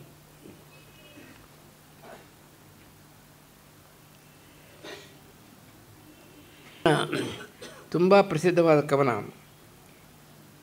ಅವರ ಕವನಗಳೆಲ್ಲ ಅತ್ಯುತ್ತಮವಾದದ್ದು ಅಂತ ಹೆಸರು ಪಡೆದದ್ದು ಅಭೀಹಿ ಅಂತ ಒಂದು ಕವನ. ಇದು ಅಭೀಹಿ ಅಂತ. ಅಭೀಹಿ ಅನ್ನೋ ಶಬ್ದದ ಬಗ್ಗೆ ಪ್ರಶ್ನೆ ಇದೆ. ಅದು ನ್ಯಾಯವಾಗಿ ಅದು ಸಂಸ್ಕೃತದಲ್ಲಿ ಮಾಭೀಹಿ ಅಂತ ಆಗಬೇಕು, ಅದು ಅಭಿ ಆಗಬಾರ್ದು. ಅಭಿ ಗ್ರಾಮ್ಯಾಟಿಕಲ್ ಅಲ್ಲ ಅಂತ. ಆದರೆ ಕವಿ ಏನು ಬೇಕಾದ್ರೂ ಮಾಡ್ಬೋದಲ್ಲ. ಅಭಿ ಅಂತ ಇಟ್ಕೊಂಡೇ ಬಿಟ್ಟರು, ಅದನ್ನು ಅಲ್ಲಾಡಿಸ್ಲಿಲ್ಲ ಅವರು. ಏನು ಬೇಕಾದ್ರೂ ಇರಲಿ ಅಂತ ಇಟ್ಕೊಂಡು ಪದ್ಯ ಬರೆದಿದ್ದಾರೆ. ತುಂಬ ಚೆನ್ನಾಗಿರುವ ಕವನ. ಇದನ್ನು ವಿವರಿಸೋದಕ್ಕೆ ಹೋಗೋಲ್ಲ. ಅದೇ ಓದ್ತೀನಿ. ವಿ ಸೀತಾರಾಮಯ್ಯನವರು ಓದಷ್ಟು ಚೆನ್ನಾಗಿ ಓದ್ತೀನೋ ಇಲ್ವೋ ಗೊತ್ತಿಲ್ಲ. ಆದರೆ ಇದ್ದದ್ರಲ್ಲಿ ತುಂಬ ಸ್ವಾರಸ್ಯವಾದ ಕವನ ಅಂತ ಗೊತ್ತದ್ರಿಂದ ದಯವಿಟ್ಟು ಕೇಳಬೇಕು ಈ ಕವನವನ್ನು. ಕಾಡ ಮೌನವ ಸೀಳಿ ಹಬ್ಬುತ್ತಿದೆ, ಕೇಳುತ್ತಿದೆ ಬಿತ್ತರದ ದಿಕ್ತಟಗಳಡ್ಡಿ ದಾಟುತ್ತಿದೆ. ಉಳಿದೆಲ್ಲ ನುಡಿಗಳನ್ನು ಮುಳುಗಿಸುತ್ತೆ, ಮೊಳಗುತ್ತಿದೆ. ಬಾಳ ಹೆದ್ದಾರಿಯನ್ನು ಹಿಡಿದೆತ್ತಿ ತೋರುತ್ತಿದೆ. ಅಭೀಹಿ ಅಭೀಹಿ ಅಭೀಹಿ ಎಂಬ ಅಮೃತವಾಣಿ ಇದು 30 ಶತಮಾನಗಳ ಮೆಟ್ ಕೇಳುತ್ತಿದೆ ಕಾಲದ ಕರೆಯಂಚಿನ ಆಚೆಯಿಂದ. ಅಭಿ ಎನ್ನುವ ಪದಕ್ಕೆ ಅರ್ಥ ಹೆದರಬೇಡಿ ಅಂತ, ಹೆದರಬೇಡಿ ಅಂತ 3,000 ವರ್ಷದ ಹಿಂದಿನಿಂದ ನಮ್ಮ ವೇದಾದಿ ವಾಣಿಗಳಲ್ಲಿ ಈ ಜನಕ್ಕೆ ಹೇಳ್ತಾ ಇದೆಯಂತೆ. ಯಜ್ಞಶಾಲೆಗಳಿಂದ, ಬಲಿಯಿಂದ, ಸೆರೆಯಿಂದ, ತೊಂಡು ಮೊಲತೆಲ್ಲವನ್ನು ತುಳಿದತ್ತಣಿಂದ, ಕಲ್ಲು ಗಾಣಗಳಿಂದ, ಶಿಲುಬೆಗಳ ನೋವಿಂದ, ವಿಷಪಾತ್ರೆಯೊಡಲಿಂದ, ಸುಡು ಉರಿಯ ಮುಡಿಲಿಂದ ಅಭೀಹಿ ಅಭೀಹಿ ಅಭೀಹಿ ಎಂಬ ನುಡಿ ಹೇಳುತ್ತಿದೆ. ಹೇಳಿತನದ ಅಳುಕುಗಳ ಓಡಿಸಿದೆ, ಚದರಿಸಿದೆ, ವೀರ ಸಂಜೀವನ ಮೂಡಿಸುತ್ತದೆ. 6 ಸಾಲಿನ ಪದ್ಯ. ಆದರೆ ಆ ಒಂದೊಂದು ಮಾತಿಗೂ ಎಷ್ಟು ಅರ್ಥ ಹಿಂದೆ ಹೋಗುತ್ತೆ ಅಂದರೆ, ಯಜ್ಞಶಾಲೆಗಳಿಂದ, ಬಲಿಯಿಂದ, ಸೆರೆಯಿಂದ, ತೊಂಡು ಮೊಲೆತೆಲ್ಲವನ್ನು ತುಳಿದತ್ತಣಿಂದ, ಕಲ್ಲು ಗಾಣಗಳಿಂದ, ಶಿಲುಬೆಗಳ ನೋವಿಂದ, ವಿಷಪಾತ್ರೆಯೊಡಲಿಂದ. ಒಂದೊಂದು ಮಾತು ಒಂದೊಂದು ಚರಿತ್ರೆ ಇದೆ. ಒಂದೊಂದು ಮಾತು ವಿಷಪಾತ್ರೆಯೊಡಲಿಂದ ಸಾಕ್ರೆಟಿಸ್ ಜ್ಞಾಪಕ ಬರ್ತಾನೆ ನಮಗೆ, ಶಿಲುಬೆಯಿಂದ ಜೀಸಸ್ ಕ್ರೈಸ್ಟ್ ಜ್ಞಾಪಕ ಬರ್ತಾನೆ. ಒಂದೊಂದು ಮಾತು ಹೇಳಿದರೆ ಆ ಹಿಂದೆ ಒಂದು ಚರಿತ್ರೆ, ದೊಡ್ಡ ಚರಿತ್ರೆಯೇ ಬರುವ ಹಾಗೆ ಕವನ ಬರೆಯುವಾಗ ಹೀಗಲ್ವೇ ಎಲ್ಲ ಸೇರಿಸಬೇಕಾದ್ರೆ. ಬಲಹೀನರೆಂದೆತ್ತಲಾತ್ಮವನ್ನು ಗಳಿಸಿದರು, ಬಲಹೀನರು ಎಂದು ಎತ್ತಲಾತ್ಮವನ್ನು ಗಳಿಸಿದರು. ಬಲಕ್ಕಾಗಿ ಕಾಯುವವರು ಏಗೈವರು, ಛಲವತ್ತ ಅಧಿಕಾರದಂಡಲೆಗೆ ಬೆದರುವರು ಎಂದೇನು ಸಾಧಿಸುವರು ಎಂದೆಮ್ಮ ಕೇಳುತ್ತದೆ. ಅಭೀಹಿ ಅಭೀಹಿ ಅಭೀಹಿ ಎಂಬ ಸಗ್ಗದ ಬಿತ್ತು ನರರ ಎದೆವಲಗಳಲ್ಲಿ ಬೇರಿಟ್ಟು ಮೊಳೆಯುತ್ತಿದೆ. ಬಲದ ತಿರುಳನ್ನು ಬಳಸುತ್ತಿದೆ. ನಿಲ್ಲಿಸದು, ಕುಡಿಸದು, ಮಲಗಿಸದು, ಕೆರಳಿಪುದು. ಆಡುವ ಆಟದ ನಡುವೆ, ಕೂಟಗಳ ನಡುವೆ ಆಸರಳಿ ಕಣ್ಣವೆಯು ಮುಚ್ಚಿ ಬರುತ್ತಿರಲತ್ತ ಹೊಸ ತವಕದೊತ್ತಿರಡಿ ಮೇಲೆತ್ತಿದೆ. ಅಭೀಹಿ ಇದೇ ಮಂತ್ರವೆನ್ನುತ್ತೆ. 8 ದಿಕ್ಕಿನ ಗಾಳಿ ಉಸಿರೆತ್ತಿ ಉದ್ದುತ್ತಿದೆ. ನೀಳ್ಗೊರಲ ತುತ್ತುರಿಯ ನುದಿಸುತ್ತದೆ. ಯುಗದಗಲ ಜಗದಗಲ ಎಡರೆದ್ದು ನಿಂತಾವು. ಸಾಮ್ರಾಜ್ಯರಬ್ಬರವು ನಡುಗಿಸಿತು. ಕುಲವೆಂಬ, ಮತವೆಂಬ, ಕೆಳೆಯೆಂಬ, ನಾಡೆಂಬ ಮಮತೆಗಳು ದಾರಿಯಲ್ಲಿ ಕತ್ತಲಿಟ್ಟಾವು. ಅಭೀಹಿ ಅಭೀಹಿ ಅಭೀಹಿ ಎಂಬ ಧ್ರುವ ತಾರೆಗೆಯು ಕತ್ತಲಲ್ಲಿ ತವಿಲಲ್ಲಿ ದಿಕ್ಕನ್ನು ಕಾಣಿಪುದು. ನಿಜಕ್ಕಿಟ್ಟ ಮುಸುಕೆತ್ತಿ ಮರೆತೆರುವುದು. ಪದ್ಯದ ಕೊನೆ ಸ್ಟ್ಯಾನ್ಸ. ಮಣಿಯದಿಹ ಮನವೊಂದು, ಸಾಧಿಸುವ ಹಠವೊಂದು, ನಿಜದ ನೇರ ಕೆರಡುವ ನಿಶ್ಚಲತೆಯೊಂದು, ಅನ್ಯಾಯಕ್ಕೆಂದೆಂದೂ ಬಾಗದ ಎಚ್ಚರವೊಂದು, ಮರುಕಕ್ಕೆ ಪ್ರೇಮಕ್ಕೆ ಚಿರ ತೆರೆದ ಎದೆಯೊಂದು. ಅಭೀಹಿ ಅಭೀಹಿ ಅಭೀಹಿ ಎಂಬ ತಾರಕ ವಾಕ್ಯ ನಾಡಿಯನ್ನು ನಡೆಸುತ್ತಾರೆ, ಬಾಳನ್ನು ತಿದ್ದುತ್ತಾರೆ, ನಡೆ ಮುಂದಕ್ಕೆನ್ನುತ್ತೆ, ಕೂಗುತ್ತವೆ, ನುಗ್ಗಿಸುತ್ತಿವೆ. ಒಂದು ಬೇಳೆ ಹೆದರಿಬೇಳೆ ಅನ್ನೋದನ್ನು ಒಂದು ಚಾರಿತ್ರಿಕವಾದ ಹಿನ್ನೆಲೆಯಲ್ಲಿ, ದೊಡ್ಡ ಚರಿತ್ರೆಯ ವಿಸ್ತಾರವಾದಂಥ ಹಿನ್ನೆಲೆಯಲ್ಲಿ ಒಂದು ಕವನ ಬರೆದರೆ, ಇದರ ಒಳಗಡೆ ಅಂತರಾರ್ಥವನ್ನು ಹೇಳಬೇಕಾದ್ರೆ, ಪೂರ್ತಿ ತಿಳ್ಕೋಬೇಕಾದ್ರೆ ಕೊನೆ ಪಕ್ಷ 2 ಗಂಟೆ ಇರಬೇಕು ಅದರಲ್ಲಿ. ಆದರೆ ಅದರ ಒಳಗಡೆ ಸೊಗಸು ಇದೆಯಲ್ಲ, ಅದು ವೇಗ, ತತ್ವ, ಆಮೇಲೆ ಶಬ್ದಗಳ ಕೂಡಿಸುವಿಕೆ, ಅದರ ಒಂದು ನುಡಿಗಟ್ಟು ಎಷ್ಟು ಸೊಗಸಾಗಿದೆ ಅಂದರೆ, ಅದರ ಒಂದು ಅಕ್ಷರವನ್ನು ಈ ಕಡೆ ಆ ಕಡೆ ಇಡೋ ಹಾಗಲ್ಲ, ಅಷ್ಟು ಗಟ್ಟಿಯಾಗಿರ್ತಕ್ಕ ಒಂದು ಕವನ ನಿಂತಾಯಿತು. ಇನ್ನೊಂದು ಕವನವನ್ನು ಸ್ವಲ್ಪ ವಿಚಿತ್ರಕ್ಕೋಸ್ಕರವಾಗಿ ನಾನು ಆರಿಸಿಕೊಂಡಿದ್ದೇನೆ. ಇದು ಶಿಲ್ಪಿಯನ್ನು ಕುರಿತು ಬರೆದ ಕವನ. ಇದು ಸಾಂಕೇತಿಕವಾದ ಒಂದು ಕವನ. ಶಿಲ್ಪಿಯನ್ನು ಕುರಿತು ಅವರು ಬರೆದಿದ್ದರೂ ಕೂಡ ಇದು ಕವಿಗೆ ಸಂಬಂಧಪಟ್ಟದ್ದು. ಶಿಲ್ಪಿ ಎಂಬತಕ್ಕದ್ದು ಇದು ಹೀಗಿದೆ. ಶಿಲ್ಪಿ ಕಲ್ಲಿದೆ, ಎದುರಿಗೆ ಇಟ್ಕೊಂಡಿದ್ದಾನೆ, ಉಳಿ ಇದೆ, ಸರಿ, ಇದಕ್ಕೆ ಬೇಕಾದಷ್ಟು ಕೊರತೆ ಇದೆ, ಎಲ್ಲ ಇಟ್ಕೊಂಡಿದ್ದಾನೆ. ಆ ಕಲ್ಲು ಎದುರಿಗೆ ಇಟ್ಕೊಂಡು ಆ ಕಲ್ಲಿಗೆ ಹೇಳ್ತಾ ಇದ್ದಾನೆ, ಶಿಲ್ಪಿ ಏನು ಮಾಡಬೇಕು, ವಿಗ್ರಹ ತೆಗಿಬೇಕಲ್ಲ, ಬಿಟ್ಟು ಕೊಡು ಕಗ್ಗಲ್ಲ ಸೆರೆಯಿಂದ, ಬಿಟ್ಟು ಕೊಡು ಸೌಂದರ್ಯವನ್ನು, ಬಿಟ್ಟು ಬಿಡು ಇಲ್ಲದಿರೆ ಬಿಡುಗಡೆಯ ಆಸೆಯನು, ಬಿಟ್ಟು ಕೊಡು ಮರುನುಡಿಯದೆ. ಎಲೆ ಕಲ್ಲೆ, ನಾನು ಕೆತ್ತಾ ಇದ್ದೇನೆ, ಬಿಟ್ಕೊಡು. ನಿನ್ನೊಳಗಿದೆಯಲ್ಲ ಸುಂದರವಾದ ರೂಪ, ಅದು ಬಿಟ್ಕೊಡು ಬಿಟ್ಕೊಡು ಬಿಟ್ಕೊಡು ಅಂತ ಹೇಳ್ತಾ, ಬೆಟ್ಟದಂತೆಯನೆಂದು ಬೀಗದಿರು ಹೆಮ್ಮೆಯಲಿ, ಬಿಡಿಸುವೆನು ತಾಮಸವನು, ಶತಮಾನಗಳ ಹೆಪ್ಪು ಗಡಸು ಮುಸುಕನು ಕಟ್ಟಿ ಗಟ್ಟಿ ಸೆರೆಯಿಟ್ಟೆ ನೀನು. ನಿನ್ನೊಡಲ ತಳದಿಂದ ಬೇಡು ದೈನ್ಯದಲ್ಲಿ ಬೇಗ ಸೆರೆ ಬಿಡಿಸರೆಂದು. ನಿನ್ನೊಡಲ ತಳದಿಂದ ಕಲ್ಲಿನ ಒಳಗಡೆಯಿಂದ ಬೇಡು ದೈನ್ಯದಲ್ಲಿ ಬೇಗ ಸೆರೆ ಬಿಡಿಸಿರೆಂದು. ಹಗಲಿರುಳು ಕೂಗುವು ಚೆಲುವುಗಳು ಜೀವಗಳು ಹೊರಗೆತ್ತಿ ಕಾಯಿರೆಂದು. ಈ ಕಲ್ಲೊಳಗೆ ಸಿಕ್ಕಾಕ್ಕೊಂಡಿದ್ವಿ ನಾವು, ಎಷ್ಟು ಚೆನ್ನಾಗಿದ್ದೀವಿ ನೋಡೋದಕ್ಕೆ. ಏನಾದರೂ ಮಾಡಿ ಈಚೆಗೆ ತಂದು ತೋರಿಸು ತೋರಿಸು ತೋರಿಸು ಅಂತ ಕಲ್ಲು ಒಳಗಡೆ ಹೇಳ್ಕೊತಾ ಇದೆ. ಅದೇ ಬಿಟ್ಟು ಕೊಡು ಅಂತ. ನಿಮ್ಮ ನಿಷ್ಠುರದಿಂದ ತೆಗೆಯುವೆನು ಸಾಧಿಪೆನು, ಚೆಲುವನ್ನು ಮೆರೆಯಿಸುವೆನು ಅಂತ ಶಿಲ್ಪಿ ಸಿಡಿಮದ್ದು ಸಿಡಿಲೆ ಕಿಡಿ ಸುತ್ತಿಗೆಯು ಕಿತ್ತುಳಿಯು ನಿರ್ಧಾರವು ನಿಂದಿರುವವು, ಮರುನುಡಿಯ ನೀಯದಿರೆ ಪೆಟ್ಟಿಟ್ಟು ಕಡಿದಿಟ್ಟು ಕಿಚ್ಚಿಟ್ಟು ಒಡಲೊಡೆವೆನು, ಪಾಷಾಣ ಕುಹರದಲ್ಲಿ ಸೆರೆಯಿರುವ ಜೀವಕ್ಕೆ ಹೊರ ಬಾಳ ತಂದೀವೆನು. ದೇವದಾನವರಂದು ಹಾಲ್ಗಡಲ ಕಡೆದಂತೆ ನಿನ್ನೊಡಲನ ಕಡೆವೆನು, ಅಂದವರು ಅಮೃತವನ್ನು ಕಡೆದಂತೆ ಸವಿಯನು ನಾ ತರುವೆನು, ಸವಿ ಅಮೃತನ ಕಡೆವೆನು. ಹೂ ಹಣ್ಣು ಎಲೆ ಬಳ್ಳಿ ಹೊಸ ಚಿಗುರು ಗಿಳಿ ಕೋಕಿ ಹಸುಗಣ್ಣ ಚಿಗರಿಗಳನ್ನು ಕೆಳೆಯರನ್ನು ಚೆಲುವರನ್ನು ಇನಿಯರನ್ನು ದೇವರನ್ನು ಬಿಡಿಸುವೆನು ನಿನ್ನ ಕಡೆದು. ಕಡಿವ ಉಳಿ ಕಡೆಗೋಲು ಕರುಣೆಯನ್ನು ಕಾಣುವೆವು, ಬಸಿರಿಂದ ನಿಡು ಸೆಳೆಯುವವು, ನಿನ್ನ ಸೀಳಿದ ಹೋಳೆ ನಾಳೆ ಗುಳಿಗಟ್ಟುವು, ಇಂದಿನಿ ನಿನ್ನ ಸೆರೆಗೆ. ಇವತ್ತು ಎಷ್ಟು ಮಾಡ್ತೀನಿ, ಎಲ್ಲನೂ ಕಲ್ಲನ್ನು ಒಡೆದು ಚೂರೆಲ್ಲ ಹೆಚ್ಚಿಗೆ ಹಾಕಿಬಿಟ್ಟು ಒಂದು ವಿಗ್ರಹ ತರ್ತೀನಿ. ಆಮೇಲೆ ಏನಾಗುತ್ತೆ ಅಂದರೆ ವಿಗ್ರಹ ದೇವಸ್ಥಾನ ಕಟ್ತೀರಿ, ಈ ಬಾಕಿ ಕಲ್ಲಿದೆಯಲ್ಲ ಅದಕ್ಕೆ ಸುತ್ತಮುತ್ತ ಪ್ರಾಕಾರ ಆಗುತ್ತೆ, ಗೋಪುರ ಕಟ್ಟೋಕ್ಕೆ ಉಪಯೋಗ ಆಗುತ್ತೆ, ಅದು ನಾಶ ಆಗೋದಿಲ್ಲ ಅಂತ ಹೇಳಿ, ನಿನ್ನ ಸೀಳಿದ ಹೋಳೆ ನಾಳೆ ಗುಡಿಗಟ್ಟು ಇಂದಿನಿ ನಿನ್ನ ಸೆರೆಗೆ. ನಿನ್ನ ಸೋಂಕಿನಿಸಿಲ್ಲ ಇನಿಸಿಲ್ಲದಂತೆ ಬಿಡುಗಡೆ ಕೈಸುವೆನು ನಾಯಕಾಂತಿ ಸಿಂಗರದಲ್ಲಿ. ನನ್ನ ಪ್ರೇಮಕ್ಕೆಲ್ಲ ನನ್ನ ದೇವರಿಗೆಲ್ಲ ನೀ ಸಲ್ಲಿಸು ಕಾಣಿಕೆಯನು. ಏಳ್ವ ದೇವರುಗಳಿಗೆ ಸುತ್ತ ಕವಲು ಕಟ್ಟಿ ಗೋಪುರವ ಮೇಲೆತ್ತಿಸುವಿ, ನೀನು ಶರಣಾದೆಂದು ಮೂಲೋಕ ಒರೆಯುತ್ತೀರೆ ನಾ ಕೆತ್ತುವ ಅಕ್ಷರದಲ್ಲಿ. ಅಂದರೆ ಕವಿ ಶಿಲ್ಪಿ ಕೆಲಸ ಮಾಡ್ತಿದ್ದೀನಿ. ಕಲ್ಲು ಒಳಗಿಂದ ಸುಂದರವಾದ ವಸ್ತುವನ್ನು ಹೇಗೆ ತರ್ತಾನೋ, ನಾನು ಕವಿಯಾದವನು ಆ ಅಕ್ಷರದಲ್ಲಿ ಏನೇನು ಬರೆದಿದ್ದೀನೋ, ಅನುಭವಗಳು ಏನೇನಿದೆಯೋ, ನನ್ನ ಬರವಣಿಗೆಯಲ್ಲೆಲ್ಲ ಅದು ತುಂಬಿದೆ, ದಯವಿಟ್ಟು ಇದನ್ನು ನೋಡಿ ಅಂತ ಸಾಂಕೇತಿಕವಾಗಿ ತಮ್ಮನ್ನು ಶಿಲ್ಪಿಯನ್ನಾಗಿ ಮಾಡಿಕೊಂಡು ಸೊಗಸಾದ ಕವನವನ್ನು ರಚಿಸಿದ್ದಾರೆ. ಇಂಥ ಕವನಗಳ 100 ಕೊಟ್ಟ ಮಹಾ ವ್ಯಕ್ತಿ ವಿ ಸೀತಾರಾಮಯ್ಯನವರು. ಅವರ ಬರವಣಿಗೆ ಅಗಾಧವಾಗಿದೆ, ಅವರ ವಿಶ್ವಾಸ ದೇಶದಲ್ಲೆಲ್ಲ ತುಂಬಿದೆ.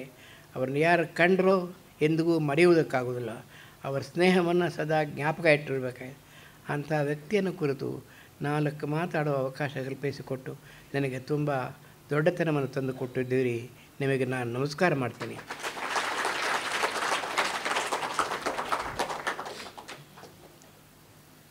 ಈ ವಿ ಸಿ ಸಂಪದದ ದತ್ತಿ ಉಪನ್ಯಾಸಕ್ಕೆ ವೆಂಕಟಸುಬ್ಬಯ್ಯನವ್ರನ್ನ ಅವರ ಈಗಿನ ಸ್ಥಿತಿಯಲ್ಲಿ ವಯಸ್ಸಿನಲ್ಲಿ ಕರೆಯೋದು ಹೇಗೆ ಅಂತ ಸಂಕೋಚ ಪಟ್ಟುಕೊಂಡೇ ಅವ್ರನ್ನ ಕೇಳಿದ್ವು.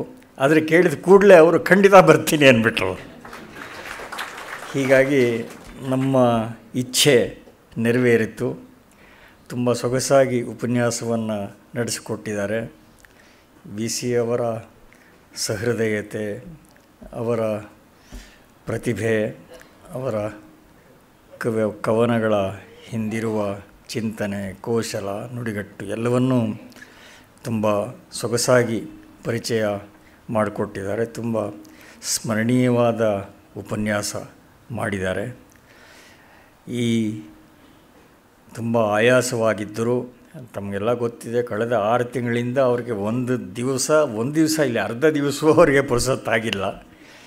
ಆದರೂ ನಮ್ಮ ಮೇಲಿನ ಪ್ರೀತಿಯಿಂದ, ವಿ ಸಿ ಅವರ ಮೇಲಿನ ಪ್ರೀತಿಯಿಂದ ಬಂದು ಈ ಕಾರ್ಯಕ್ರಮವನ್ನು ನಡೆಸಿಕೊಟ್ಟಿದ್ದಾರೆ. ಪ್ರೊಫೆಸರ್ ವೆಂಕಟಸುಬ್ಬಯ್ಯ ಅವರಿಗೆ VC ಸಂಪದದ ಪರವಾಗಿ ಹಾಗೂ ಗೋಖಲೆ ಸಾರ್ವಜನಿಕ ವಿಚಾರ ಸಂಸ್ಥೆಯ ಪರವಾಗಿ ನಮನಗಳನ್ನು ಸಲ್ಲಿಸ್ತಾ ಇದ್ದೇನೆ. ಪ್ರೊಫೆಸರ್ ಕೃಷ್ಣಯ್ಯ ಅವರು ಬಂದು ಗೌರವಾರ್ಪಣೆ ಮಾಡಬೇಕು ಅಂತ ಪ್ರಾರ್ಥನೆ ಮಾಡ್ತೀನಿ. ಯಾರು?